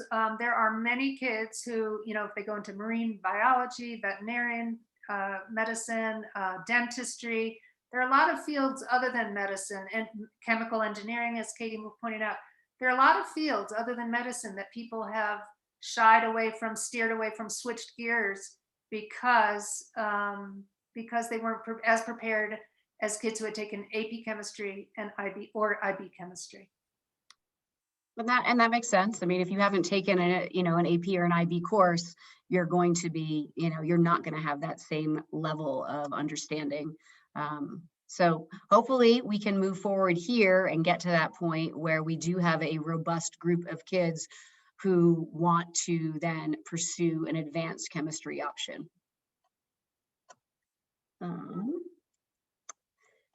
So there have been some criticism. Susie, I think you've talked about the IB English curriculum. Just really quickly, because I know I'm going way over here. Teachers at Aspen High School choose from the prescribed reading list, as do all high schools that have the diploma program. HL English, students read at least 13 works. That is standard. You have to tell IB what it is you're teaching. So that's not negotiable. SL English read 9 works, and some of those may be considered texts. So this is much more avant-garde in terms of its curriculum. All schools. Is that whether it's 1 year or 2 year SL course? We don't do 1 year SL English. Yeah, and there's no difference. The year requirement, again, purely an American construct. IB, it's all their requirements are the same, whether it for SL courses, whether you teach them in 1 year or 2. All schools have to require and submit individual oral assessment and a written literary analysis. So that's all schools. It's no different wherever you are. An individual oral, that's an internal assessment that you assess and then is sent off. And then the literary analysis is assessed externally. They sit for 2 written exams. The last couple of years, because of COVID, they've actually eliminated one of them, but traditionally there's a paper 1 and paper 2. So they have to talk about 2 works they've studied. They just sit down, they have 5 options for a question, and they write for 2 or so hours. And then there is either a piece of prose or a piece of poetry that's a blind read, and then they just have to construct a literary analysis, so an original thesis, etc. Again, we talked about this, but our students, our average is way above the world average. We have 5.33, and the world average is 4.83. So our students are actually performing solidly compared to, their peers who are testing in English. And I want to be clear about this, as their first language. So this is not for people that would be testing in another language. Any questions for that one? I would just say, give you feedback that I've received, Sarah, from some parents. It's not, I think everybody understands that it comes from prescribed reading lists. It's just that it seemed that the comments that I've gotten, that it seems they would like a wider variety of the classics and those kinds of things, and it to be, from their words, were more well-rounded, I guess would be the words that were used to describe to me. It's not that, any one particular book was not acceptable. It just seems like it was heavily weighted in one direction or another. So that was the feedback that I've received on this thing in particular, just to pass it along directly. Okay, and just so you know, the IB requires you to do different genres. They require you to do different nationalities. They require you to do at least a work in translation, and then everybody does some Shakespeare. So the IB is actually looking at that well-roundedness. Now, that might be a little bit more diverse than, say, what I was taught in high school, which was Macbeth, Candide, I can't remember the other ones. So there's definitely a greater range of literature. But I think, again, it's all about thinking. It's not about teaching the text. It's actually about teaching the skills of analysis. So I'm happy to talk, and the English department has been good about publishing those works. And when we do have parent concerns about texts, I'm happy to address those, and in some cases even intervene, and we look at new texts. So. Yeah, I think it just comes back to maybe also, as we've talked about, all of us communicating better to help their parents understand that. Because if they don't have that context, then it might be like they could come to a different conclusion about the list. Hey, Sarah, question about this. Sure. Is there a amount of writing? Because it just says the assignment, the exams, but in terms of how much writing is required throughout the year, and different kinds of writing, or is it just on the prescribed reading? There are no different kinds of writing in IB English. It is literary analysis. It's all literary analysis. Okay, there's no fiction.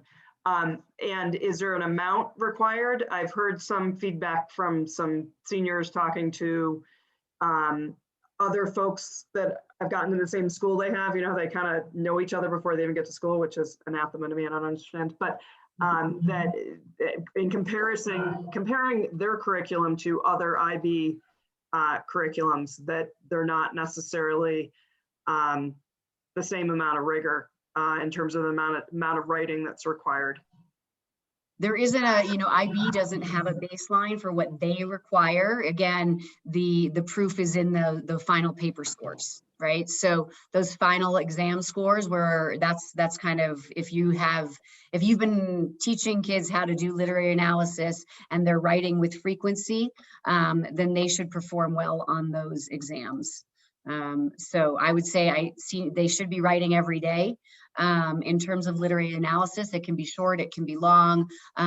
They do have to really prepare for the oral, which is a kind of on-the-spot oral analysis that you have to be ready just to speak one-on-one with the teacher, and then it's recorded.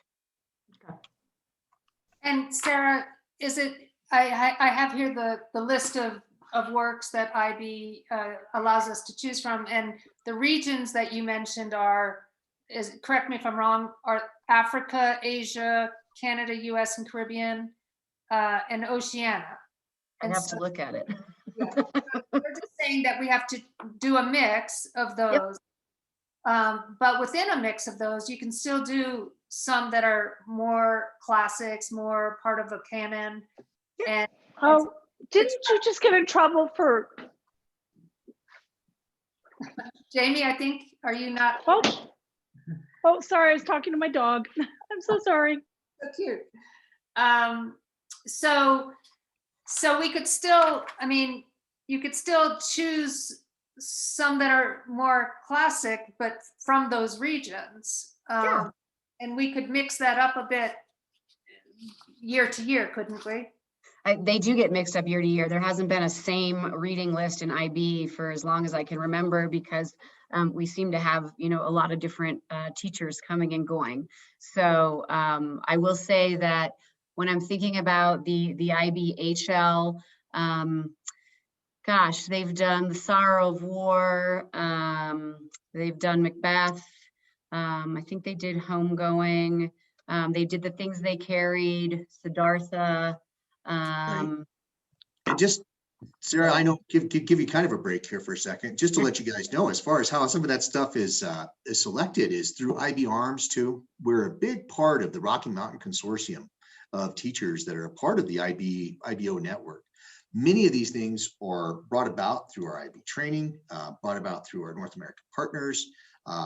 Our staff obviously get a chance to interact with those other teachers, and they share and well, what do we call it? Pilfering, so sharing and sharing. But just know that we do try to figure out the best practices of what's going on in one of those places. One of the things that I think our IB program has done such a great job of, with, you know, like with Tamira and Eileen, both did such a great job of making sure teachers are connected to those IB Arms works, which is typically where a lot of that literature is selected and shared amongst it. Obviously, there's some teacher preference pieces in there, but for the most part, you're going to see people leaning towards things that are revolving around the professional community of IBO schools.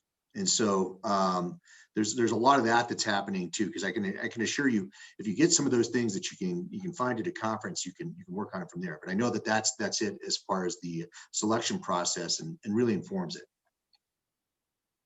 Thanks, Darren. Mm-hmm. Other questions on IB English? Okay. There have been some comments that perhaps IB history is really steeped in memorization. And so I think that may have been the case. I don't know when, but not anytime recently. And so IB history is 2 years, it is HL, and so deep investigation of 6 topics over a 2-year period. Within those topics, they might need to know some facts, but really it is, they're doing a lot of the source analysis and essay response. Students are always writing in IB history, and the teachers actually can figure out how they want to go about the topics and what they want to address. But it's really about deep thinking and analysis, and looking at the ways in which historical events have been discussed, have been interpreted, and have impacted where we are today. So you feel they eliminated that memorization issue, that where they had to memorize all those Mexican coups and Argentinian. Well, and just being somebody who. Go ahead there. Go ahead. I'm sorry, I can't resist. I was an IB World History teacher. Yeah, they should have never been. That was probably not the best route to go with that. For the most part, IB is an inquiry-based model. And so, I mean, if you're going to be using an inquiry-based education model, you should be using a real thorough analysis through historiography, through an analysis of events, to be viewing point of view, to looking at bias, to looking at all those different categories and making suppositions and arguments around them using evidence. And so that should be happening in all of those courses. And in fact, that's how all of the paper 1s and paper 2s are graded, is using that kind of a rubric and doing it. It's a big part of how it's put together.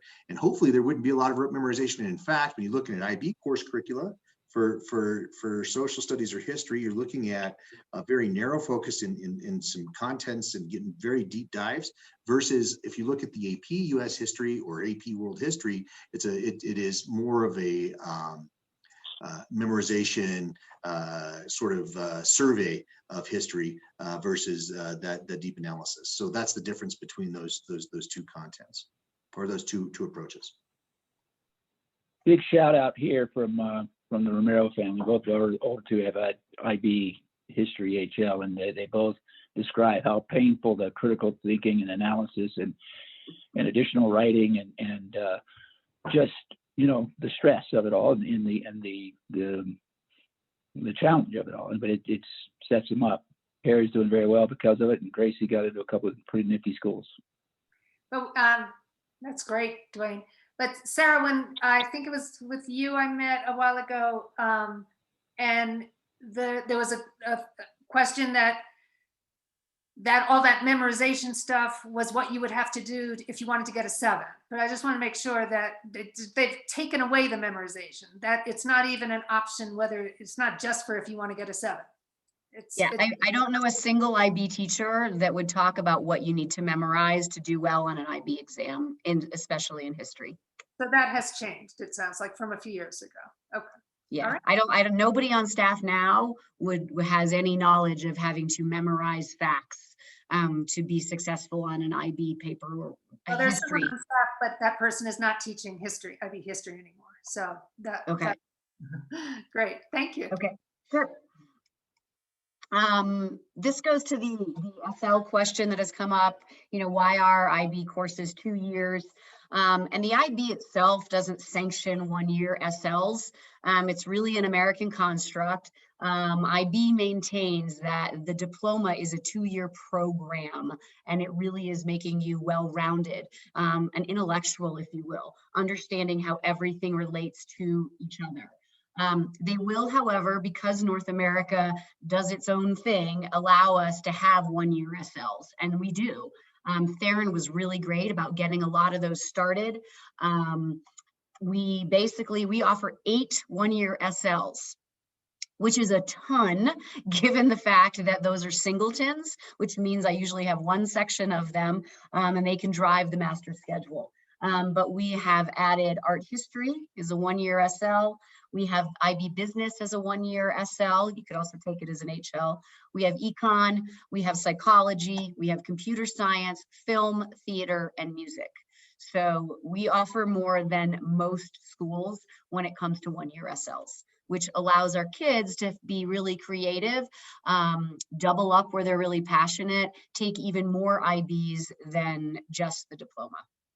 And do you advise them to, once they've decided which colleges they want to apply to, if they're going to colleges, do you advise them to look into which colleges accept credit for only HLs, only 6s or 7s, they don't accept credit for SLs?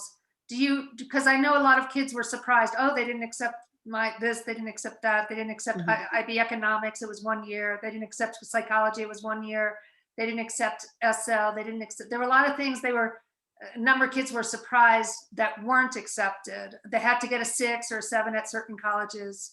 It's published, and so when post-secondary is meeting and having all those individual meetings with students, they absolutely address that. And like I said, it's pretty, you can easily find it. If you have, you know, what do I need to get on the exam so I know that I get the credit?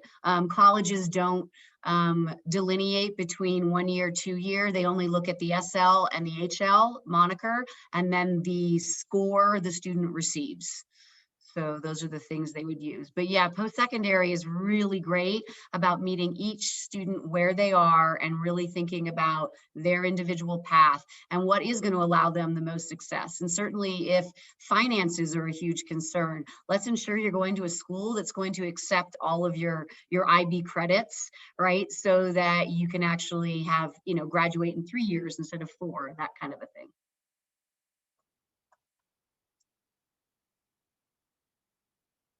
I'm taking up this whole meeting. I'm so sorry. I'll go faster. What do students learn through the EE? I think there have been some criticisms about the EE because it's not tied to our particular course. And so just so people understand, students choose an area in which they're really passionate and they select an advisor. We did this year implement that EE is going to be really included in TOK. So it is actually a part of the coursework. Teachers meet with students to discuss the research question, develop an outline, and then they hold a conference on the one draft they may review.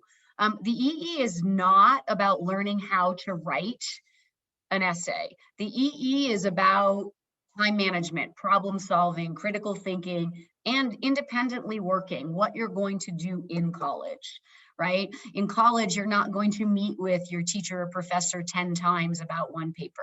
And so that's really the purpose of the EE. It's saying, listen, you've been writing and working, for 2 years in this diploma program, and your area of passion, you get to explore it. You get to do something that's exciting to you. Chloe Bretman, she graduated in 19, and so she really talked about it at the recording. We have a recording there of the IB and post-secondary night where she talked about IB. A student who did not go to Aspen High School talked about IB, and a college professor talked about how prepared students are when they come having experienced IB. And so I think it's my hope is that we get to the point where all students at Aspen High School are writing an EE. We're moving in that direction, but that would be a really great sort of capstone, if you will, for all of our students to write about a 4,000-word essay about something that they really are interested in. And that's hopefully where we'll be going. Is CAS relevant and engaging? Again, I would say yes. Creativity, activity, and service per the IB are meant to create balance in students' lives. It's not supposed to just be kind of fluffy. It's to say there is an academic component, but then there is also this notion that we want you to be creative, active, and service-minded as you go out into the world. We actually feel that CAS is so important and has such an opportunity to make students' lives better that we have invited all 11th graders and given them kind of mentorship to start the CAS project this year.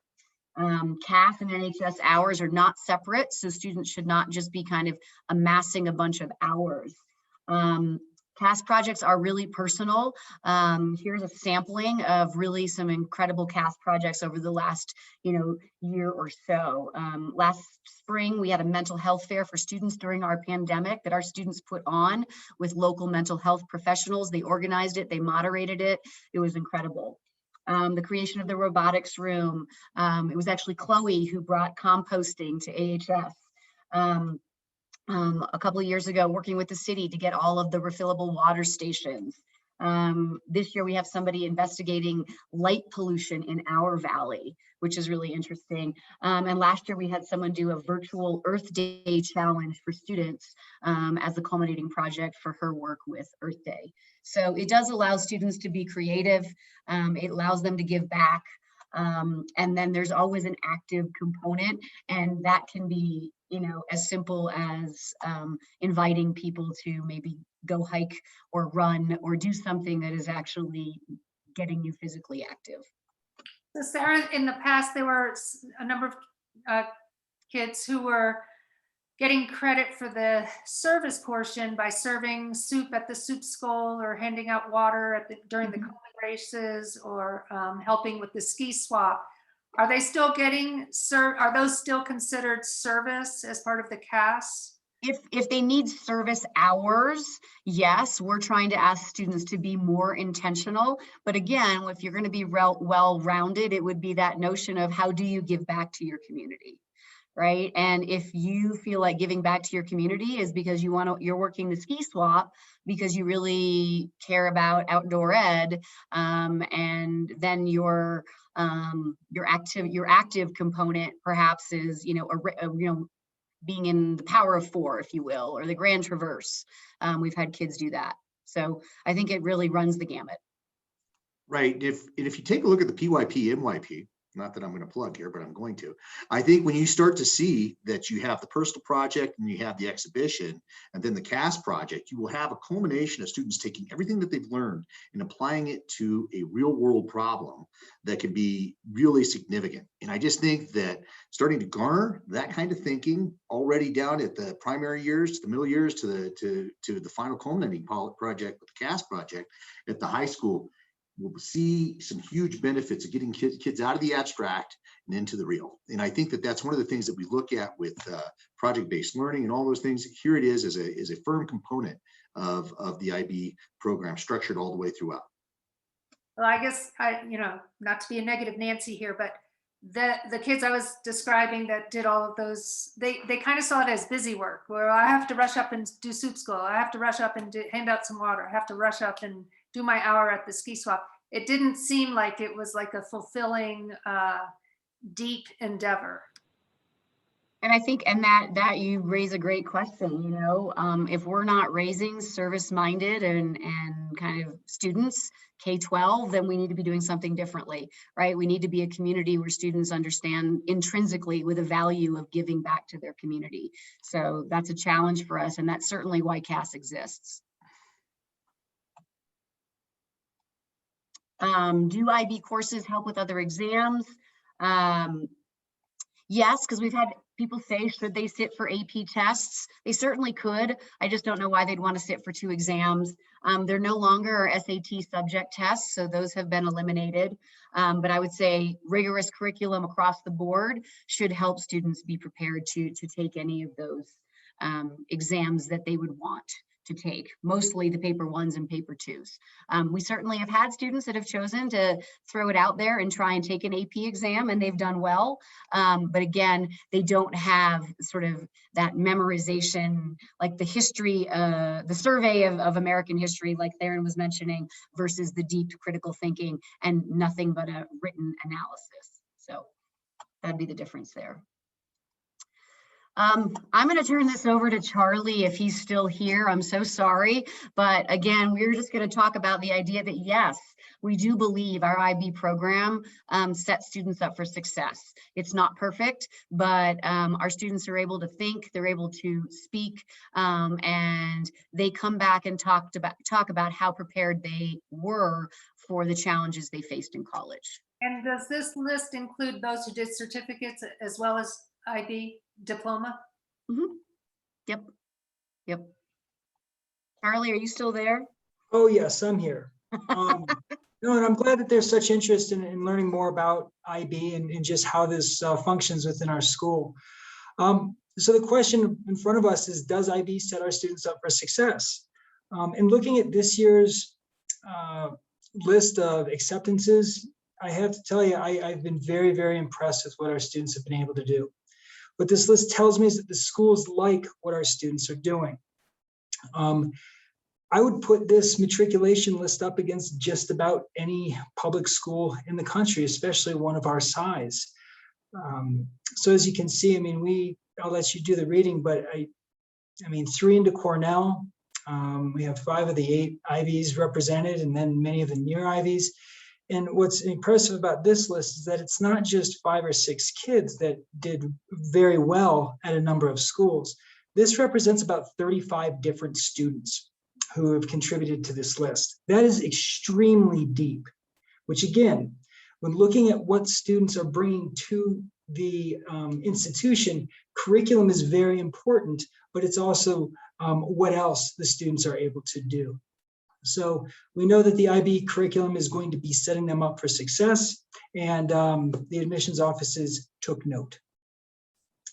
So if we can go on to the next page, just a little bit more about the overall profile of this class. As of last week, 125 of our 129 seniors have sent in just under 900 applications to 260 schools. And we do know what those other 4 students are doing. They do have a plan, and we are very happy about that. But the really, really impressive one is that every student who's applied to at least one 4-year institution has been admitted to at least one 4-year institution. That might not be the right path for them. Time will tell, but we do want to be very cognizant of what their plans are and what type of environment is going to be most conducive to them learning what it is they need to learn. So we're not just using 4-year attendance as a benchmark for success. We have to look at the different variables that might be in a student's life or their best, the manner in which they best learn. So, and just to go a little bit farther, this is just data from our school, but this is really important data because if you look since 2012, our average retention rate, that and retention as defined by the federal government is looking at students from freshman fall returning to sophomore fall. I know that there are different terms that are being used out there, but for the sake of our office and higher education, we are using retention as freshman fall to sophomore fall. And we have 92% of students returning on average. That is incredible.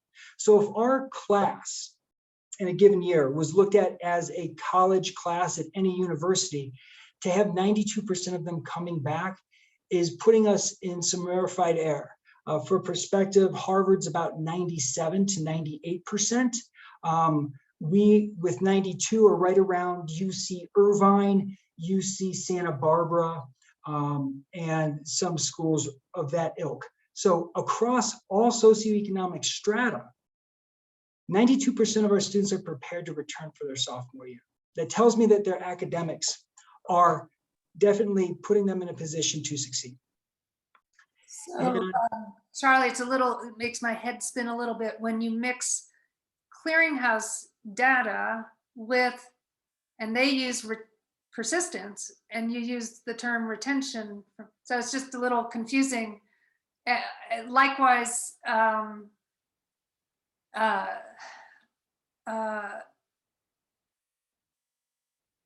so you're using clearinghouse data, but you're using the term that they don't use. Is that correct? So the data itself, whatever you call it, is measuring the same thing. They choose to use the term persistence, which technically is from freshman fall to spring fall within higher education and how the federal government defines it. So we're using the federal government's definition of what retention is, which, yes, it does differ, but the manner by which they've collected the data is the same. We can just call it students coming from freshman and coming back for sophomore and just look at it as that group, whatever we want to call it. But the fact remains is that our students are coming back at a 92% clip across all schools and socioeconomic strata. And this is isolated for just those who are pursuing a 4-year degree. And are you also, so my head spins a little bit also when you're using, have we been able to compare to our match schools this rate as opposed to comparing our high school with college rates? Have we been able to compare ourselves to high school rather than colleges?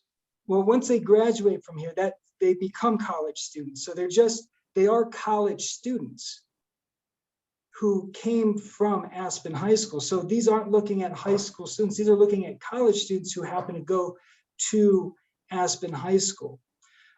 So they are college students. Right, but can we ask our match schools about the equivalent rates they have of their alumni who go to college? I'm certain we could. I've been trying to get that data. I've asked a number of different schools for that. But again, if you look at the national averages of the retention and where our students are within that, I think that it's fair to say that our students are very well prepared. But that'd be great when you get that data from our match schools. That'd be awesome to be able to see that. Thank you.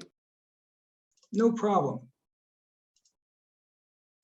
And then I don't know if we want to spend much time on this, but there was some information in the clearinghouse that was a little bit misleading. And I don't want to delve too deeply into it, but there was one slide that suggested that our students were graduating from college at a 66% clip. That would be if you just took the number of students who earned a 4-year degree versus the entire number of students in that class. It's not fair to do that though, because not all of those students pursued a 4-year degree. So once we readjusted for only those students who pursued a 4-year degree versus those who graduated and earned a 4-year degree within a 6-year window, which is one of the measures by which the Department of Education tracks this, our graduation rate has been between 75 and 81% for the data that we have, which is very, very impressive when you consider that the national average is between 58 and 61%. So in looking at this data, what it tells me is that our students are prepared for school, they're getting into the right schools, they're persisting, they are being retained and graduating well above the national averages. Is there room for improvement? Absolutely. We can certainly continue to work and see where some of those trouble spots are. But the two biggest reasons why students do not come back to school for their second year is not academic. It's usually mental health or finances. Those are the two drivers. That's national data, we don't know about our own data regarding that, correct? We haven't gathered that information since we last discussed this. Sure, that is national trends. Why students do not persist tends to be mental health and finances. And my comment about calling us impressive because we're better than the national average, I would certainly expect with our demographics and our, everything, our strong IB program, our everything about us, I would certainly not expect to compare us to the national average. I would aim for something higher than that, like our match schools, which I know you're working on,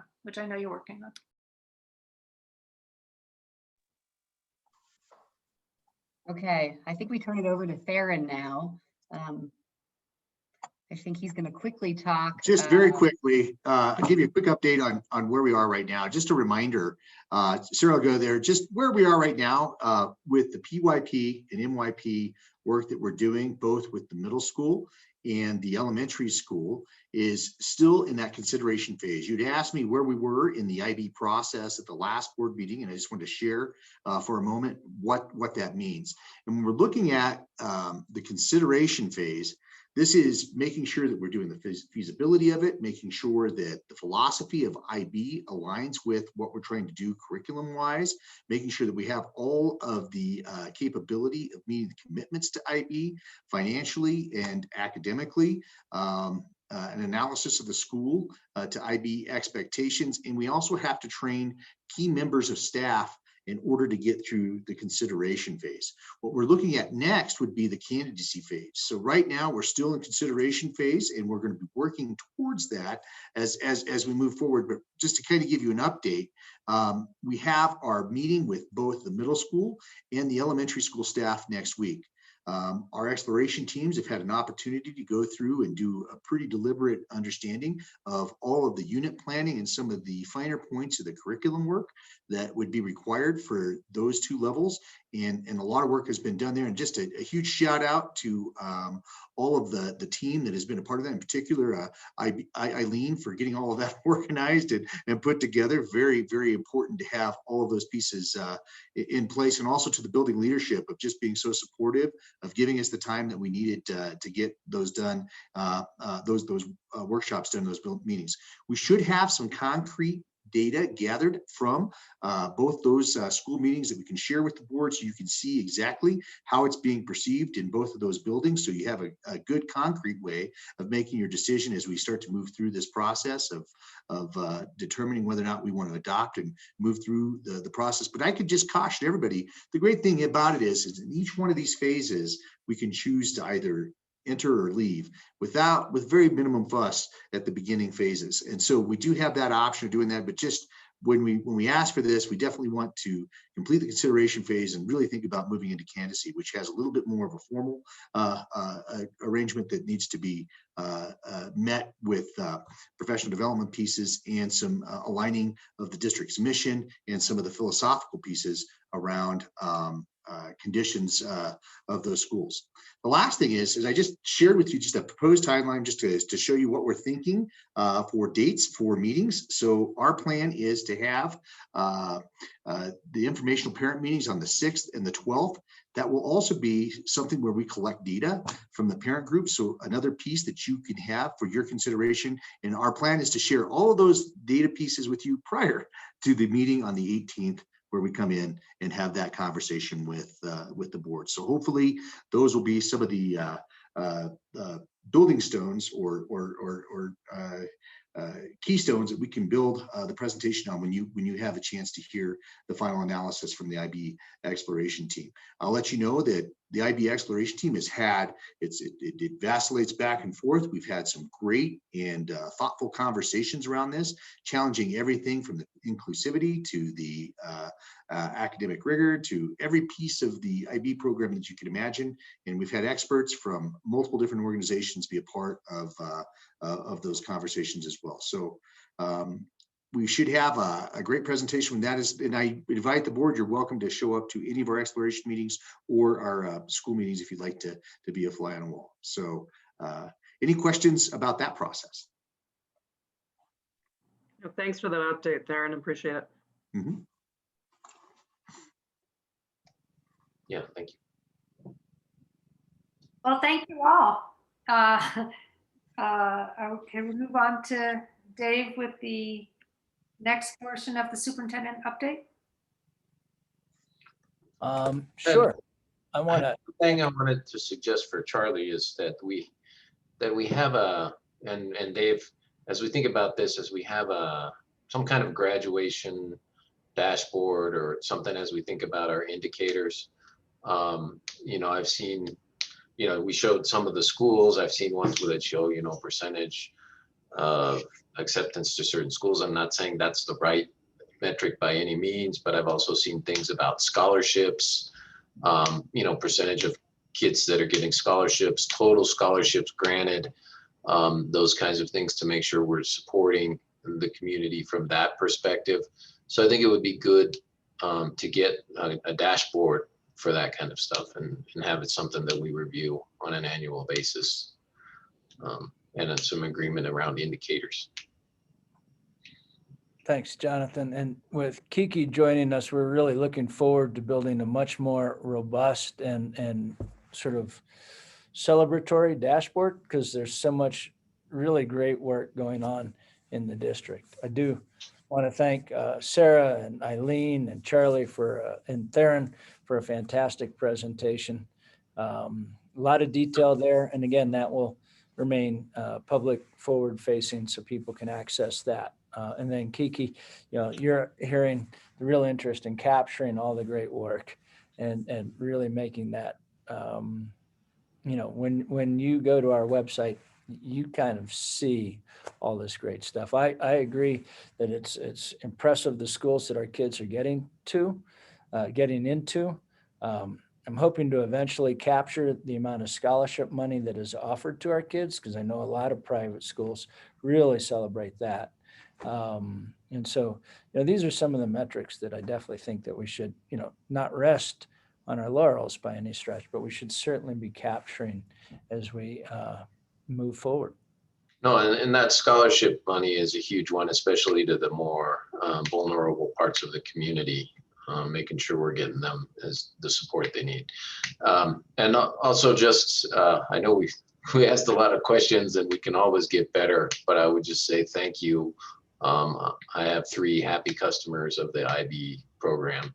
So, I think my kids got a good education, and while there's always room for improvement, I think they were all very happy with it, and I am as well as a parent. So thank you to all the teachers and everybody who makes the program work. I would ditto that. Great. Yeah. And it's the Aspen School District is really a great place to come from. in my short time here, I've learned that.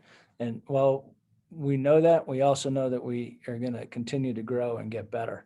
And so we're going to strive for that. And, but this is all part of that conversation. So again, thanks to the IB team for tonight's presentation. That was a lot of work, a lot of questions, and I hope it answered, I hope the answers were very satisfactory. So anything else on that, or should we, a very short presentation on calendar. Just kidding. Thanks, Eliza. We're going to fly as quickly as I can through this. And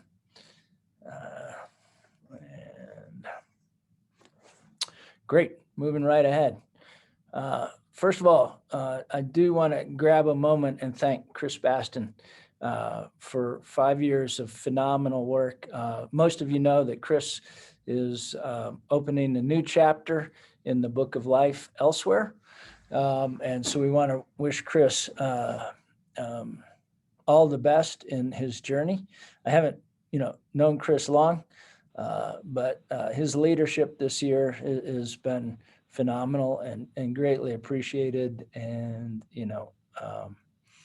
I know he will be sorely missed by his staff. I've heard from several of them today how sad they are to see him moving on. But I want to thank Chris for 5 good years at Aspen Elementary School, and this year especially, when good leadership has been at a premium.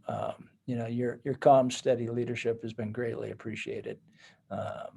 So anyway, Chris, thank you very much. And, we're looking forward to a strong finish at Aspen Elementary School this year. In other matters, did want to point out to everybody that we are having some transition nights. Aspen Family Connections has been instrumental in setting this up, and we appreciate them doing that. Transitions are always fraught, and so we are working very hard to make sure that transitions, especially in this COVID year, are being addressed moving forward. So just want to put that on everybody's radar. We are scheduling an Ascent Town Hall. There's been some questions about the status of Ascent, especially in a COVID year. We are going to have a town hall under Dr. Adric Arndt's leadership. Adric, do you have anything you want to say about our town hall next week? Nope, it's going to be fabulous. I haven't run one yet, but looking forward to the experience. Yeah, and it is a multi-year plan, and we are very excited to be talking about this next Thursday. So one of the things we wanted to talk a little bit about is a HighFlex Academy, our HighFlex Academy concept, and this is the notion of increasing flexibility. One of the things COVID has taught us is to be flexible and to pivot. This is we think we have some incredible advantages in the Aspen School District. We've sort of been doing this, and this is trying to really put a ribbon on the package. We know that there are a lot of competing market forces that are starting to place demands on our families and on our institutions, and this is a way for us to support students' passions. It's kind of a new way to learn, but we've been doing it since at least mid-March last year. This is just sort of a revised platform, and been working closely with Sarah and Theron and around designing this. So this supports, the IB Diploma program, high-level athletics. I won't read it all to you. Students' passion, especially. We're looking to expand internships for seniors and juniors downstream. We're looking to make sure that students have access to in-person learning, remote learning, asynchronous learning in a way that they can thoroughly benefit from the supports and the guidance of the Aspen School District. So this is kind of what we're looking at moving out and moving forward, supporting, basically the student as truly as an individualized learner. So I just wanted to touch on that briefly, and that speaks to some of the questions that we've had earlier. So the update on calendar changes, update continues. We received lots of feedback, well over 200 individual comments. A lot of it was candidly mutually exclusive, but we did have some very, very positive feedback and some good suggestions. And so I want to thank everybody for your thoughtful recommendations and insights. And we appreciate that. And because of that, we've made some changes. So we had an original revised proposed calendar, which is the first link. And then we have the new revised proposed calendar, which will be of particular interest to our staff. But we also created a simple parent student calendar so they can see when they're in school and when they're out of school. The whole conversation around teacher work days and professional development, and certainly we appreciate the parent feedback on that. But if you're a parent trying to figure out when you have to have a student have coverage for your student or students, the simple schedule would be helpful, I think. So we created that as well. So you can look those over. We made up there were a lot of questions about what we're talking about, and I'm requesting that the board not vote tonight because the new schedule is somewhat different from the original one. And we're looking at a split bell schedule. And this is for two reasons. First of all, a single bell schedule, we really like if we can do it, but we've run into a couple of logistics challenges that suggest that we probably can't do a single bell schedule for next year. So the split bell schedule would look pretty much like this.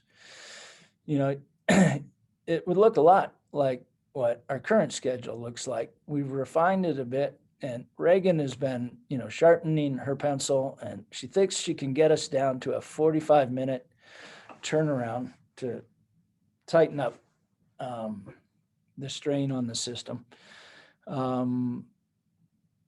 If we stay there for 2 seconds so people can see that. But it would, the teachers would start at 7:45 or 8 o'clock, depending on if they're elementary or secondary.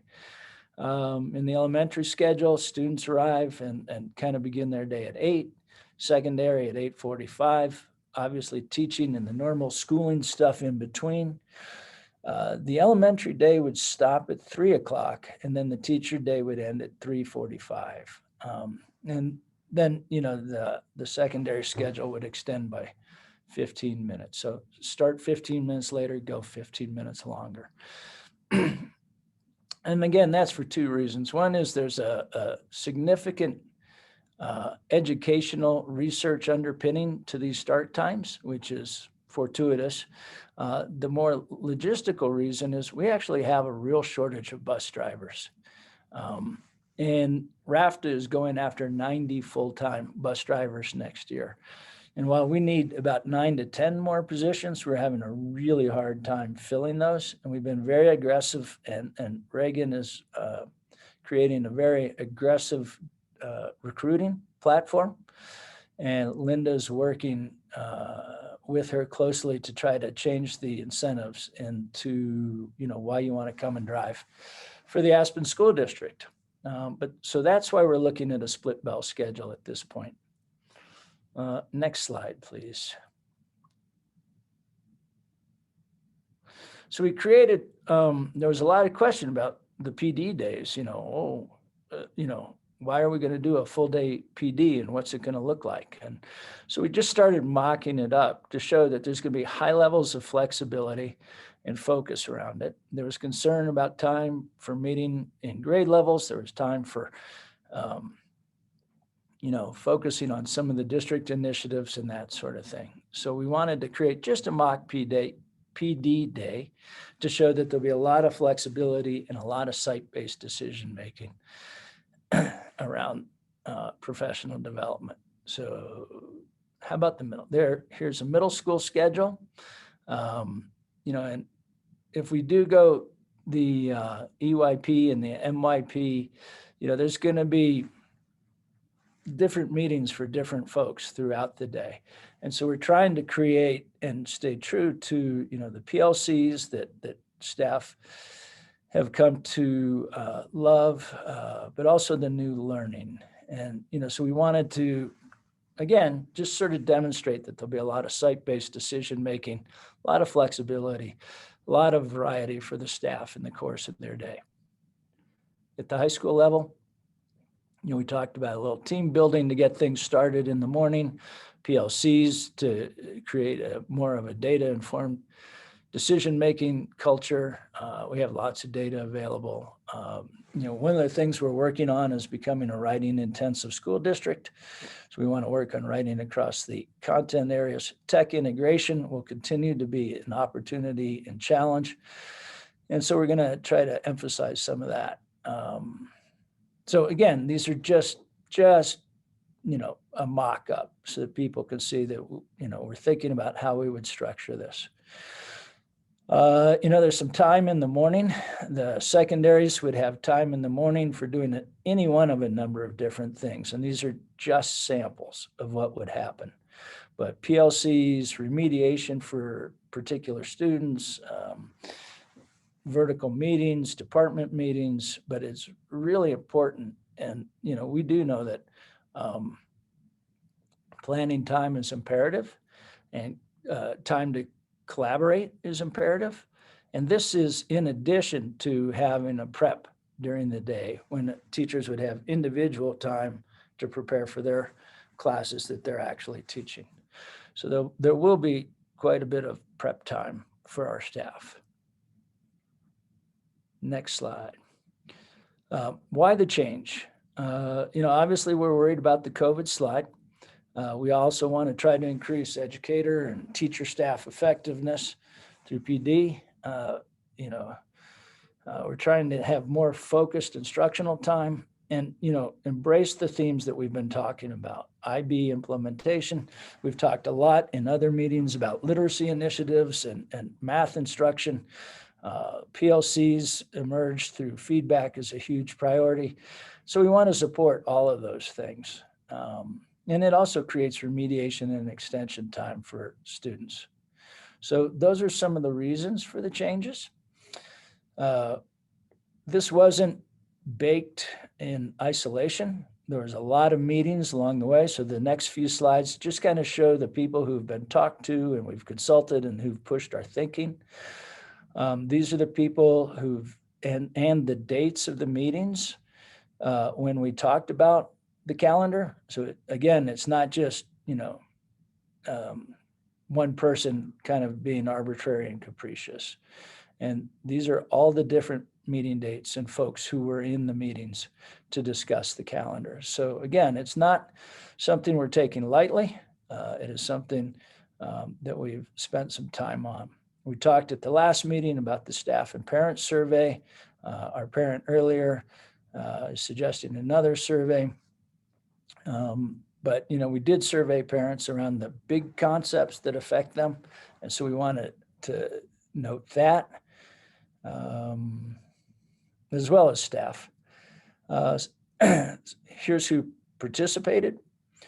Again, this is familiar country from the last presentation. These are the results. Again, 46% and 53, almost 54%, kind of, we're okay with discontinuing early release Wednesdays.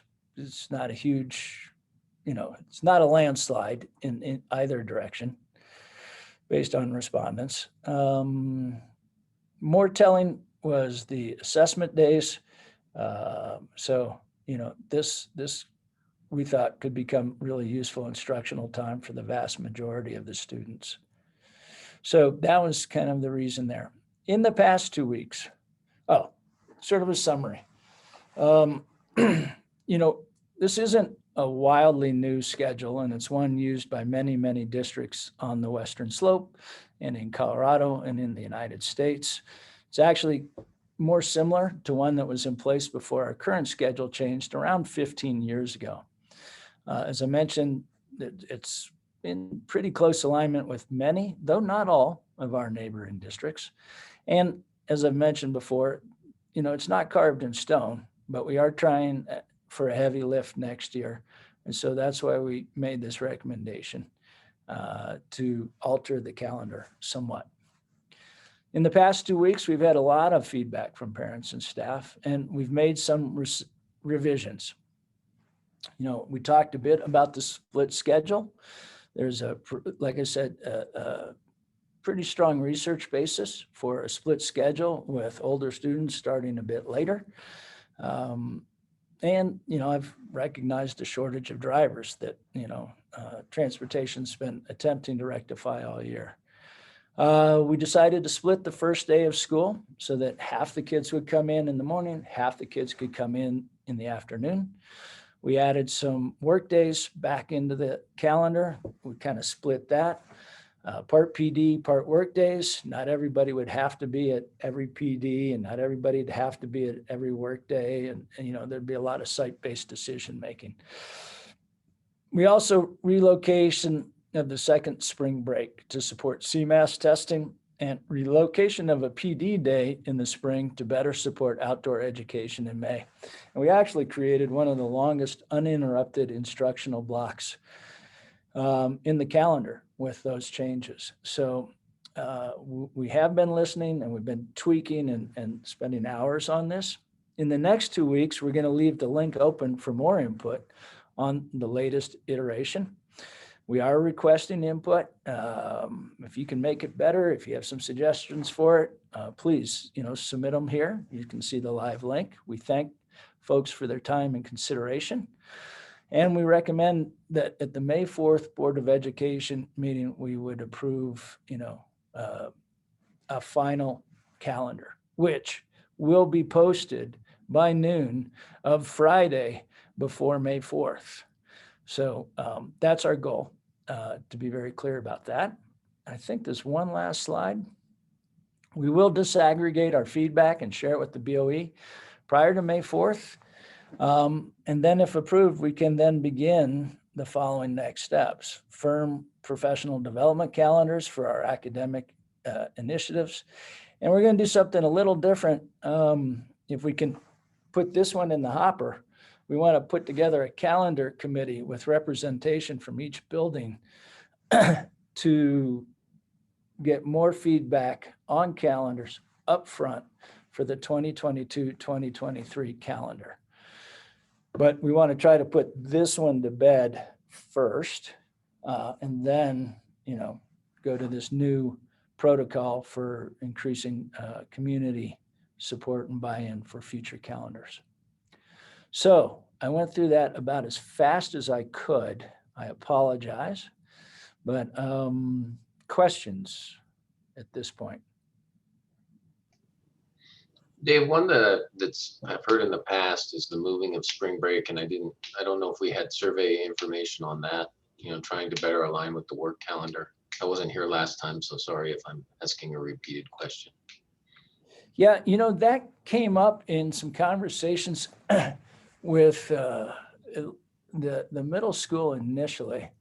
And so the second spring break was designed, I'm told, and then that was reinforced at the elementary conversation, it was designed to create a vacation for families who are tied to the ski industry, except that it didn't really work because the ski industry is still going on when that break is occurring. So the original intent of it didn't come to fruition. To make that intent come to fruition, we'd have to push back later, but then we start getting into CMAS testing, and in May, then we get into outdoor education activities. So we shortened the second spring break to 1 day instead of 4. And yeah, it better supports the CMAS testing for next spring. And then it creates almost 6 whole weeks of uninterrupted time with the students. Okay.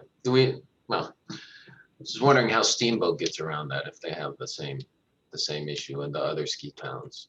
So we looked at a bunch of them, including Summit. I didn't pull Steamboat. I have Summit's right here.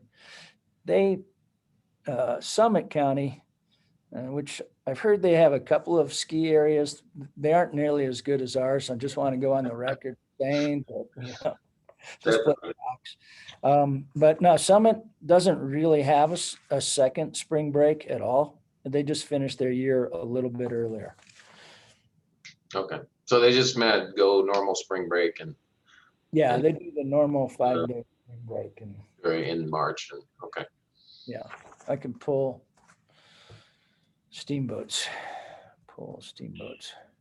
All right. You Well, done, I don't want to dive into too much detail. I can just follow up separately and get my question answered. So I don't want to take up everybody's time, but it'd just be something I'd like to have. I've had a couple people ask me about it, so I just want to have an answer because I don't have a clear one at this point. So just understand it. If the question's about the second spring break, we don't have a real good answer for why we're doing it.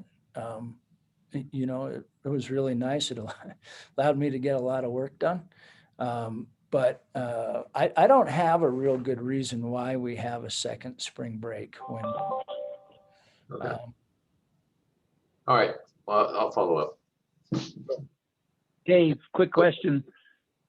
In your analysis and your presentation, you do present March questions and the data set around the elephant in the room, which is the Wednesday early release question. You kind of went 53, 46, you know, kind of then said, you know, it's not, you know, más o menos, whatever. And so I'd like to see, like you guys, to put together the data on the most recent set of, since you're using it in March, I think we need to use it and be internally consistent with this analysis and see what you saw based on the raw data that you guys forwarded us today. I think you've got it's a much more robust conversation coming around that. Yeah. And, you know, my recommendation is that maybe the May 4th meeting will be a little shorter and we could have more time for conversation around the Wednesday early dismissal day. But, you know, additionally, Dwayne and board, you know, because of the split schedule, that's a big elephant in the room too, right? So in an ideal world, you know, many schools and high performance school districts are moving to the split schedule. COVID forced us into it to keep the kids safe. You know, we're hoping by next fall that won't be a factor, but, you know, and so I don't even want to, you know, spend much time on that piece of it, but, you know, we really want to get the feedback from the community around, you know, the split schedule. And I mean, we are moving heaven and earth trying to get more drivers, but Reagan's been trying hard all year on that one. Yep. So. Yep. But there's going to, yep, and I appreciate it, and I'll shut up here, but there's going to be a parallel conversation, obviously, with your split schedule with the Wednesday early release, because of all of the stuff and all of the goals and initiatives that are important to our community, at least, you know, large segments of our community that it achieves. And being a service guy and a combat veteran and serving my country for 15 to 20 years, the notion of being able to think about the whole child and think about those R3 and R4 goals that we have, I'm pretty interested in the conversation. So thanks. Understood. Dave, as part of that data, if there's a way to disaggregate it to see, and I think my guess is it's a little bit all across the board on the early release, but trying to read through those comments, there's, you know, both sides are strongly represented with strong views. There's, you know, athletics and the whole child, but there's also, it is a huge burden to many working families. Yeah. So I would love to, I don't know if there's a way to disaggregate the data a little bit more to understand, perhaps rather than just the one line item trying to read through the comments, who's saying what? And maybe that might help have the conversation. Is it an elementary school parent? Is it a high school parent? Is it a teacher? What does it matter? What does it matter? Every voice is important. I can't believe you're actually qualified that. Oh my God. Well, it matters because, what does it matter? Because we're talking about a split. It's all, Dwayne, we had a conversation. If I may, We will try to disaggregate the data. You know, we're at over 390 responses in the last 2 weeks. So we will try to parse it out.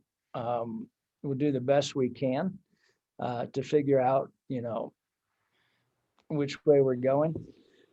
Sure. You know, I do think it's important to recognize that we're not asking for a schedule that is wildly different from anything that's occurring in you know, other parts of Colorado and that sort of thing. I do think, you know, there are many competing voices in this conversation, and we will do the best we can to make sense out of the first iteration, but also the second one. You know, I have heard from parents how hard Wednesday early releases are for parents who are working. And so that's, you know, but if we can create a flexible schedule, and it's, again, this isn't just Dave sitting in an ivory tower making this up. I've talked with, you know, not all, but some of our providers. You know, we think we have a solution, you know, for some of the high performance kids that are older, but the kids that are getting introduced to it, we understand that the Wednesday afternoon was a good time for them to try different stuff, right? And that's important. We get that too. So, you know, and I've talked with Chris Bastian regularly. He probably hates seeing my name come up on his phone. It's Dave with more questions, you know, so, you know, like, and I'm, you know, Eliza and I spend a huge amount of time on this over the course of our days. So we're trying to figure out how to meet so many competing requests and interests to create a schedule that does, you know, I'm a total whole child educator that totally get it. And if I could figure out a way to get out on a mountain or out on a patch of ice with some kids, I would do it. I haven't figured out how to get the superintendent there yet. I would love to, but you know, and that's, you know, from an adult perspective, I know how important it is to kids to break it up and to do different things. And I know how important it is when you're working with adult learners to make it manageable and sort of chunkify it, Dwayne, kind of what you're talking about, right? I get it.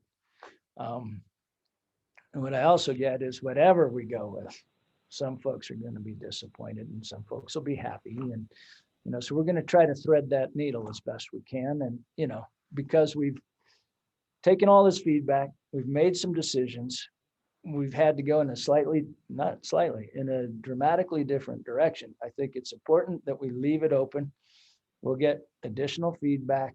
We will try to provide it in some sort of summary fashion for the board for the next meeting. I look forward to the analysis of the data from the April package. Internally consistent with what you did for the March. That'd be great. Yep, will do. And Dave, maybe I would just recommend prioritizing. I mean, you're going to have, and just being clear with all of us in the community of what's being prioritized. So, I mean, if we're really, you know, you put on your list here kind of 4 things that why, but I think the only way when you have all these competing priorities or competing things is you're gonna have to say, I'm prioritizing teacher development and therefore this leads to the following set of decisions, and help us with that and your kind of decision matrix there, because we're not going to be able to meet everybody's needs. And so at the end of the day, we've got to say, this is the strategy, therefore this is what we're prioritizing, and that leads to the following set of operational decisions. So if you can help us with that, that would be helpful for both us and the community to understand why we're making the decisions, because we're not going to be able to make everybody happy. It's just the way it is. Absolutely. Great. Thank you. Are we done? I'm done. 6.1 quarterly financial budget update, Linda. Yes, I'm up. I just want to give a brief, Katie alluded to it with the FAB that we met this prior week. And once again, They came through as just the most awesome support group I could possibly have and gave great recommendations back on selecting an audit firm. And the firm that we had selected is Clifton Larson Anderson CLA. They're out of Denver. They actually, I reached out to them and asked them to do a proposal. They hadn't really thought about coming over here to Aspen until I persuaded them to give us a proposal. They do the audits for a lot of large school districts. They do Boulder, they do Cherry Creek, they do my old school district at Academy. They have just a great support group to help with training of employees, and all that is included. That's free in the it's part of our audit fees. And so I always find them a very valuable resource.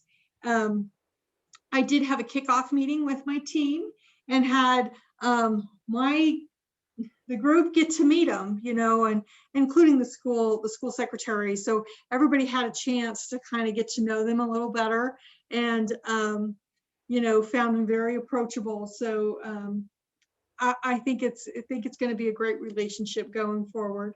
And so anyway, that was it. And then Katie had mentioned something about a tool reporting package, and I just wanted to be clear so we don't receive, you know, other questions. It's not that we're switching off our current accounting system. This is a reporting package. So this is something that can give us reports that are annual financial report and a budget report, all in a consolidated document that we can cross-train across people and have a trail of how we came to our data and how to build this, and, you know, and parse it out to people to help with that. And also we can use it as something to put on our website. I haven't decided which tool to bring forth yet. I'm getting a lot of demos and just kind of in wow of some tools that have been put out there recently. So excited about that. So also, I'm just gonna wrap that up and then get into the fun stuff here for me anyway, the financial data.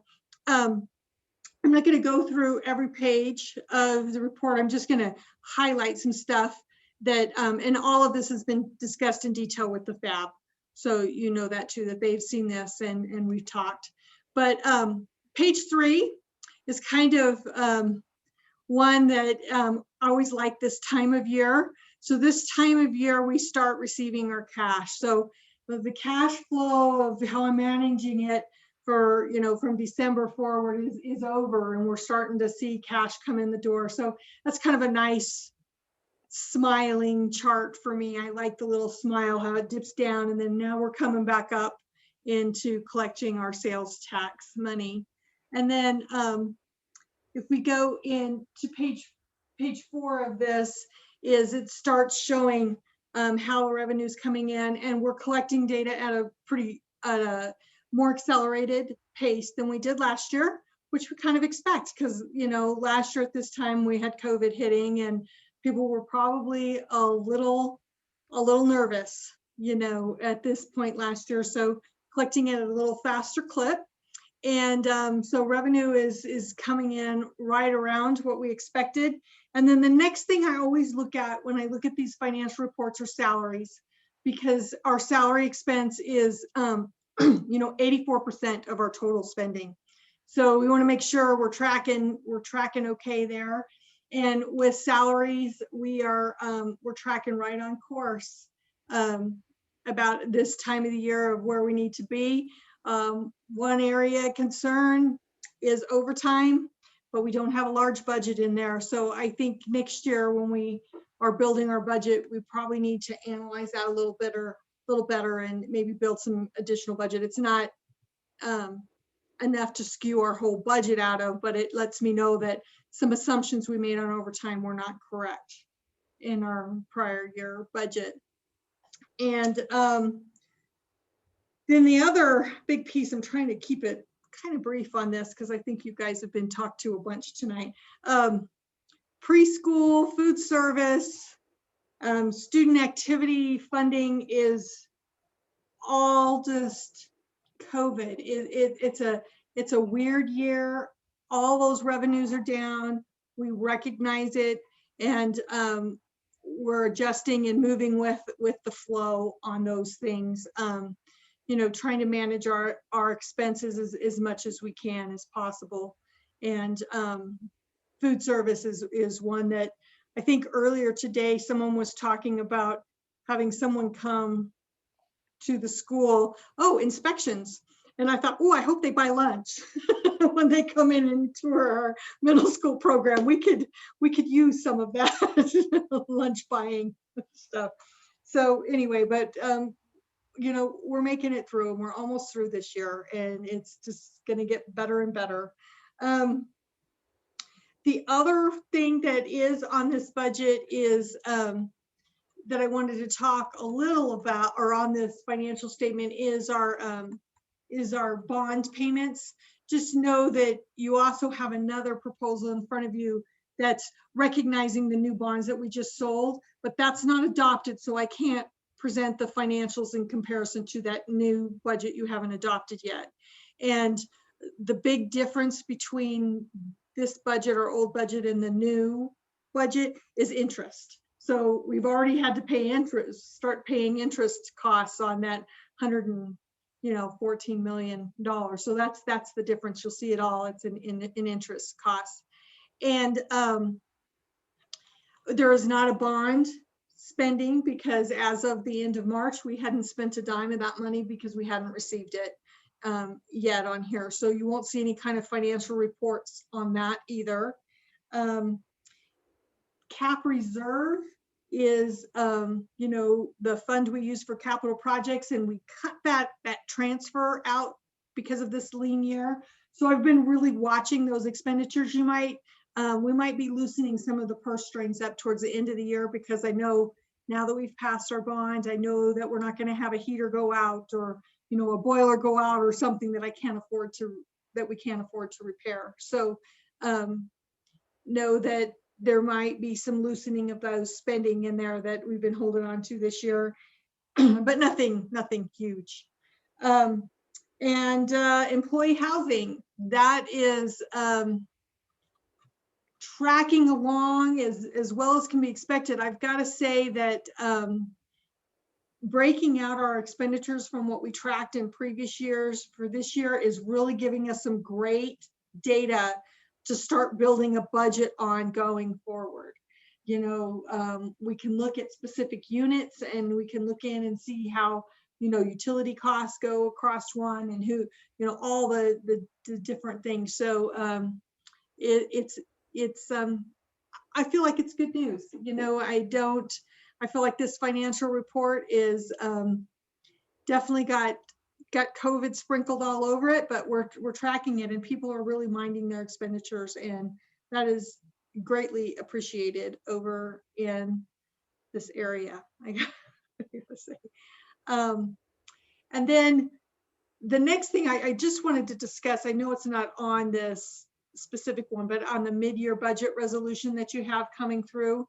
So one, we talked some on the bond interest payment, and that's going to be on it. And then the next piece of it is just appropriating the amount of funds that we collected.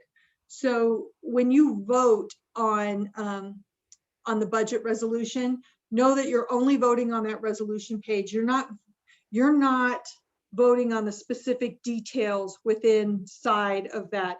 It's just the total amount of appropriation, so we can be in compliance on our annual financial report when we report at the end of the year. So Can I add one thing, Linda? Absolutely. Just one thing that we mentioned before that's still not included, which is the last stimulus fund, federal stimulus. We have not yet received payment for that. We're continuing to earmark that, hopefully to the summer school program, but that is in no way reflected yet. So that will also have a little bit of a boost. And do we have any update on timing? It's this fiscal year. We just don't quite know when yet. No, I don't. I did actually receive a phone call from a local newspaper asking about that, what we were going to do with that funding, and how that funding source was derived. I mean, how did we get that amount? And it is based on free and reduced lunch rates. So as you can tell, fortunately for us, we have a very low free and reduced lunch rate in this community, but we're not going to receive as much money as let's say Denver Public is going to receive about 93 million, and we're receiving a little over $220,000. So big difference on there, but we have not received any of that funding yet. Any other questions? If not, thank you, Linda. Yeah, and thank you. And I want to give another shout out to the FAB of how much, they help so much with the presentation of this and keeping us on track and great solutions and great questions to ask of all these items that we're dealing with. So thank you. Thanks, Linda. So we'll move on to 6.2 May 4th agenda items. We have listed audit RFP, but we just took care of that, right? Transportation update, May 4th. My Voice, which is a new sort of would you call it a climate and culture vehicle, Dave, or would you call it something else? Yeah, I would call it a climate and culture tool process to help work on climate and culture. And then bond projects update ongoing, and 21 elections ongoing. Anybody need to add anything, or should we move on to action items? Action items 7.1, annual agenda planning exhibit. We would like to have Ann Delahunt host a full day of board training this June, and there are 4 dates listed. And should we give our availability to Eliza? Maybe we should all send our availability to Eliza. Yeah. Okay. And then 7.2 mid-year budget revision resolution. Is that Linda again or Dave? Linda. That's me. Yeah, that's me. And I just briefly talked about that. There's page 1 of 4 on there. Page 1 is what you are voting on. And the other pages are so supporting documents and how I came up with that. It's interesting that now you look on page 2, there's a building fund page, and that ties back to how we said, 50 million in housing and all that. We're trying to give a 5-year projected spending plan out on that. Column 1 on here ties with what your resolution said. This is our projection or our plan at this point in time. It could change a little bit even into when I present the new budget for 2022 to you next time when we go through that. So so we need a move to approve the do we get a move to approve the mid-year budget revision resolution as presented? You're so moved. In a second? Second. Great. Eliza? Sure. Katie Frisch? Aye. Susan Merle? Aye. Jonathan Nickel? Aye. Dwayne Romero? He stepped away. Okay. And Susie Zimmett? Aye. So moved with 4 out of 5 members. Consent action agenda.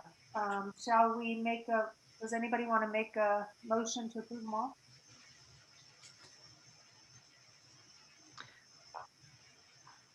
I have a question on the policy monitoring. There's a sheet in there to kind of fill out, it looks like. I don't remember that we did this last year. Is that the GP 1 through 15 monitoring for compliance and policy? It's not a sheet, it's just a list of them all, right, Eliza? Well, one of them had some kind of a template. Yes. Did it not? Annual, we have GPA 8E on there, which was filled out for this year. Oh, maybe that was the one. What did you say it had on it? No, not that one. I went through these very quickly today. So one of them had a, did we do it? 4E. I think it's 4E. Was it 4E? Yeah. Yes. Yes, correct. We have a monitoring template that we do that Jonathan created and helped us share with all the policies that we're doing with Dave. I guess I could just put that in there. It's kind of just like a live document. Would you prefer that I put it in, or was this just kind of a template? I don't know what I prefer. I just felt like we had to have that filled out if we were voting to approve that we did those, right? Susan, you have a comment? Yeah, I'm just wondering what this agenda item is supposed to do.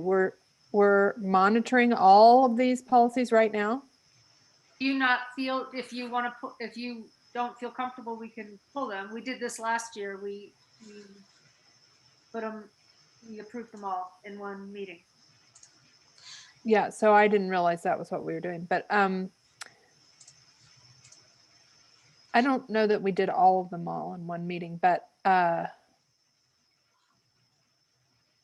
guess like traditionally we do not have any type of monitoring reports for these in terms of what we did before. Okay. For some of the policies, so that's why they're all grouped together. But I know in the past we've discussed them a little, like OEs. But you know, I just want to remind everyone. Go ahead.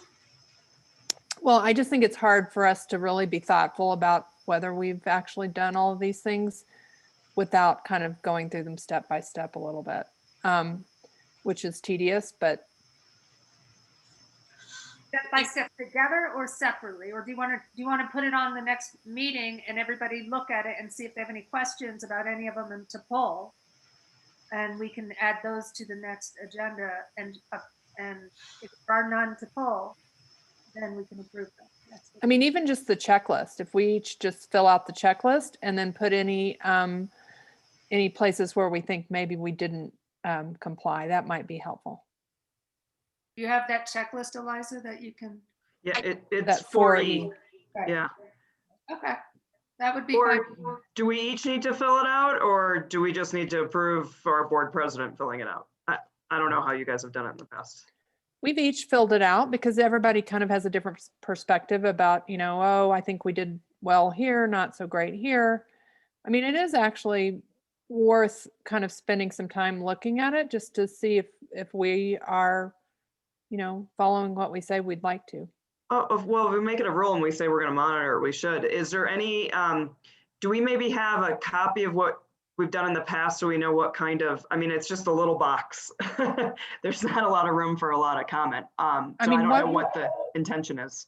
What we used to do is we would take a group of them. I don't know if we took this many, but we would kind of read through each policy or, you know, at least pull up one policy and say, anybody have any comments about this one during the meeting? And so we had a conversation about each policy and where we thought we could use some extra work, where we thought we, you know, might want to change the policy, different things like that.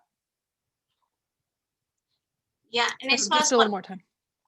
And so in the fall, we did go through the policies and made minor changes to these during the fall.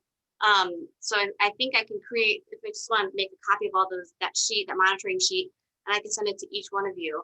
And we could choose to do it in the 15, or we have technically 3 to 4 more meetings this year if we wanted to break up 5 a meeting until the end of the year to make sure, because it is a priority that we do monitor all the policies year to date if we can, and then starting in the fall we'll start monitoring more traditional manner. So I knew these were on our consent agenda, so I went through them all myself to see if I thought we did well, and I thought we did. So that's why I didn't know whether you all would not do that or whether you would do that as well. So I put them in the consent agenda, but we can discuss them briefly. How about we do this? If we do it at another meeting, why don't, and Eliza sends it out for each of us to fill out, why don't we each put a suggestion into how much time we think we need to talk about it? based on our assessment of it. If we think that needs to be a lot of dialogue about one thing, then, we can mention that and then we can plan from there. Does that make sense? Jonathan, do you have an opinion? You've been quiet on this.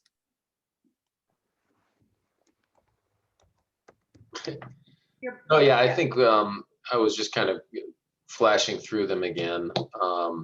Yeah, I think the recommendation to at least, kind of make sure we all go through and look at the different ones, and that we understand, or if we have any comments, like Susan said, particular areas for improvement was fine. And I'm happy to go through and fill out the GPO for whatever. Probably what would be helpful for me is that maybe we just put a Google Doc up, Eliza, or a Google Sheet, and then we can all just, if you put all those things on one column, and then we can all go down and say, okay, here's my comment. And then maybe that's what we could discuss, and that would help us guide the next discussion. Yeah, that sounds good. Okay, and then I'll just add that to our May 4th meeting under a discussion item. And based on the feedback, we'll see, maybe we'll put it in the consent action items for next time if there's not much to discuss. Great. So do we want to approve all the other consent agenda items? Or do you want to go through them one at a time? I don't have anything else on any of the items. Yeah, I'm okay, and so I would move to approve action items 8.1 through, 8.1, 8.2, and then 8.4 through 8.6. I'll second it. Real quick, Katie Frisch, Aye. Susan Merle, Aye. Jonathan Nickel, Aye. Wayne Romero. He stepped away. That's okay. And Susie Zimmett. Aye. All right, so moved. Thank you. And then, yeah. So Susie then says future meeting and work session topics. So there are a list of future meeting topics.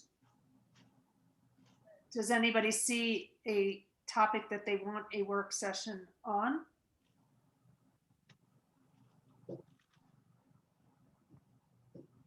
I just think the most important one is that what we talked about with the bond guy, probably, and that will, I think, even clear up some of these other ones.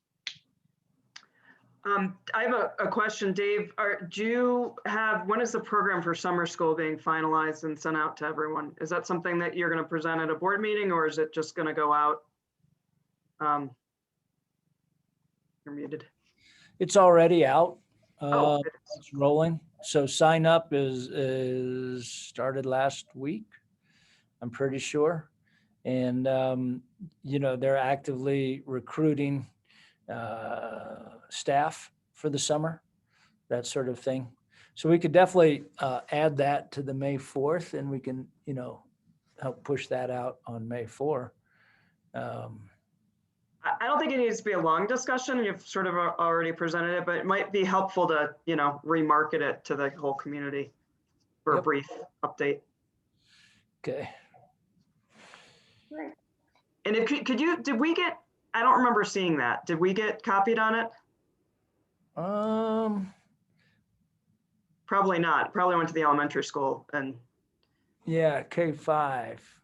K5. Would you mind just sending it? So I've had some people ask me about it, and I didn't even know it was out yet. So. Okay. And Eliza, do we have a sign up on the website? I haven't looked at the website lately. Do you know? We'll get that out to you, Katie, and we'll get it up on the website too, if it's not there already. Yeah, okay, I know, thank you. They're working with Mindy to get that all set up. And then Eliza, do you think you could, in case some of us forget to send you our dates to meet, that we can meet with Ann Delahunt, do you want to send us an email asking which dates we can? Yeah, And if you don't mind, I want to send something like the BOE office hour sign up where I just kind of have a list of dates and your names, and you could just put an X where you can and cannot make it. Could you also make sure, Eliza, when you do that, that you include the hours we're talking about, just to, on each of those dates? Or is, you know, do we need to block out 8 to 4? Is it a half day? You know, how much time too? Okay. Thank you. Oh, and will that be in person? Are we talking about in-person dates or are we talking about remote dates? Probably in person. Okay. I would think so. I just wanted to make sure because it's a different answer for me potentially. Understood. All right, are we down to a debriefing by Jonathan Nickel? Yes, we are. Jonathan. Okay, I guess just in general, I think thanks, Susie, for coming out quickly in response to the concerns of AEA that was sent to us. I would also encourage AEA. I think we had set up, when we had these kind of issues, we had agreed, Dave, in our meeting to have the kind of rapid reaction HR thing and to kind of have discussions around these things to try and get dialogue going. So I would just encourage everybody to use that as we move forward and to hopefully, you know, quickly communicate concerns and everything along those lines. So those would be my 2 suggestions there. I think on the overall on the meeting today, I think we got bogged down a little bit in some of the details on things. And so I think just kind of as a way to do better on that would be in terms of also the material. I mean, if we get a 20-page presentation for a 20-minute present, or a 20-page presentation for a 20-minute time slot, it's never gonna go well. It'll be hard for us to keep up with the time. So we just need to kind of match those 2 things up in terms of either the agenda needs to make accommodations for the material that we're going to present, or the material needs to make sure it's aligned with the amount of time we have allotted for it. So I think, you know, there's kind of an opportunity for improvement there. But you know, again, it is about student learning, and that's one thing that we've tasked ourselves with making sure that we're spending more time on. So I think that's important as well. I think it was just more about kind of agenda management and those kinds of things. So, and that's it. I mean, those would be my comments. Glad to see the high participation rate. I think we had about 50 people there. That was good. Encourage everybody to join in, and definitely excited about the progress with the bond and all the things that are starting to move forward there. You know, I think continue to have great things out in front of us as we continue to wrap up this year. And I know I got my second shot, and so we'll be fully vaccinated in 2 weeks now. So I'm looking forward to seeing everybody in person soon as we close out the end of the year. And that's it. Great, thank you, Jonathan. I think the IB presentation was originally scheduled to be 20 minutes and then it was shortened to 10. Is that right, Dave or Theron? Did that happen because the rest of the meeting got bigger, got too long? But anyway, it doesn't matter. I think the idea was we wanted to keep it into time, but it went a little bit longer than planned. Well, it was originally scheduled for 20 minutes. We talked about it being 20 minutes and then it went to 10 minutes. I think we were anticipating more conversation around calendar and some of the other topics that were on the agenda. That makes sense. That makes sense. The other thing that I'm hoping will happen is kind of what's happening with the FAB. A lot of great work is being done in the FAB. It's being summarized and shared back out. What I'm hoping with the committee restructuring that Susie's been talking about is that when we get into these educational issues, a lot of the meat and potatoes will have occurred there. And then the board members or the co-chairs can talk to it much in the same way that Linda, Katie, and Jonathan are talking about the work of the FAB. And so a lot of the work will happen there. We'll still be making the presentations. We'll still be sharing a lot of the stuff, but a lot of the questioning that occurred around IB would occur in the education committee meeting. And then we can all speak to it when we get to the public meeting. and it can go much faster that way. Same with the facilities committee. If we're going to repave a parking lot, we don't have to have a 20-minute conversation here about that. The facilities committee person can then share that back out, and that should expedite the efficiency of these meetings when we can get these high performance subcommittees going. I'm kind of in the high performance.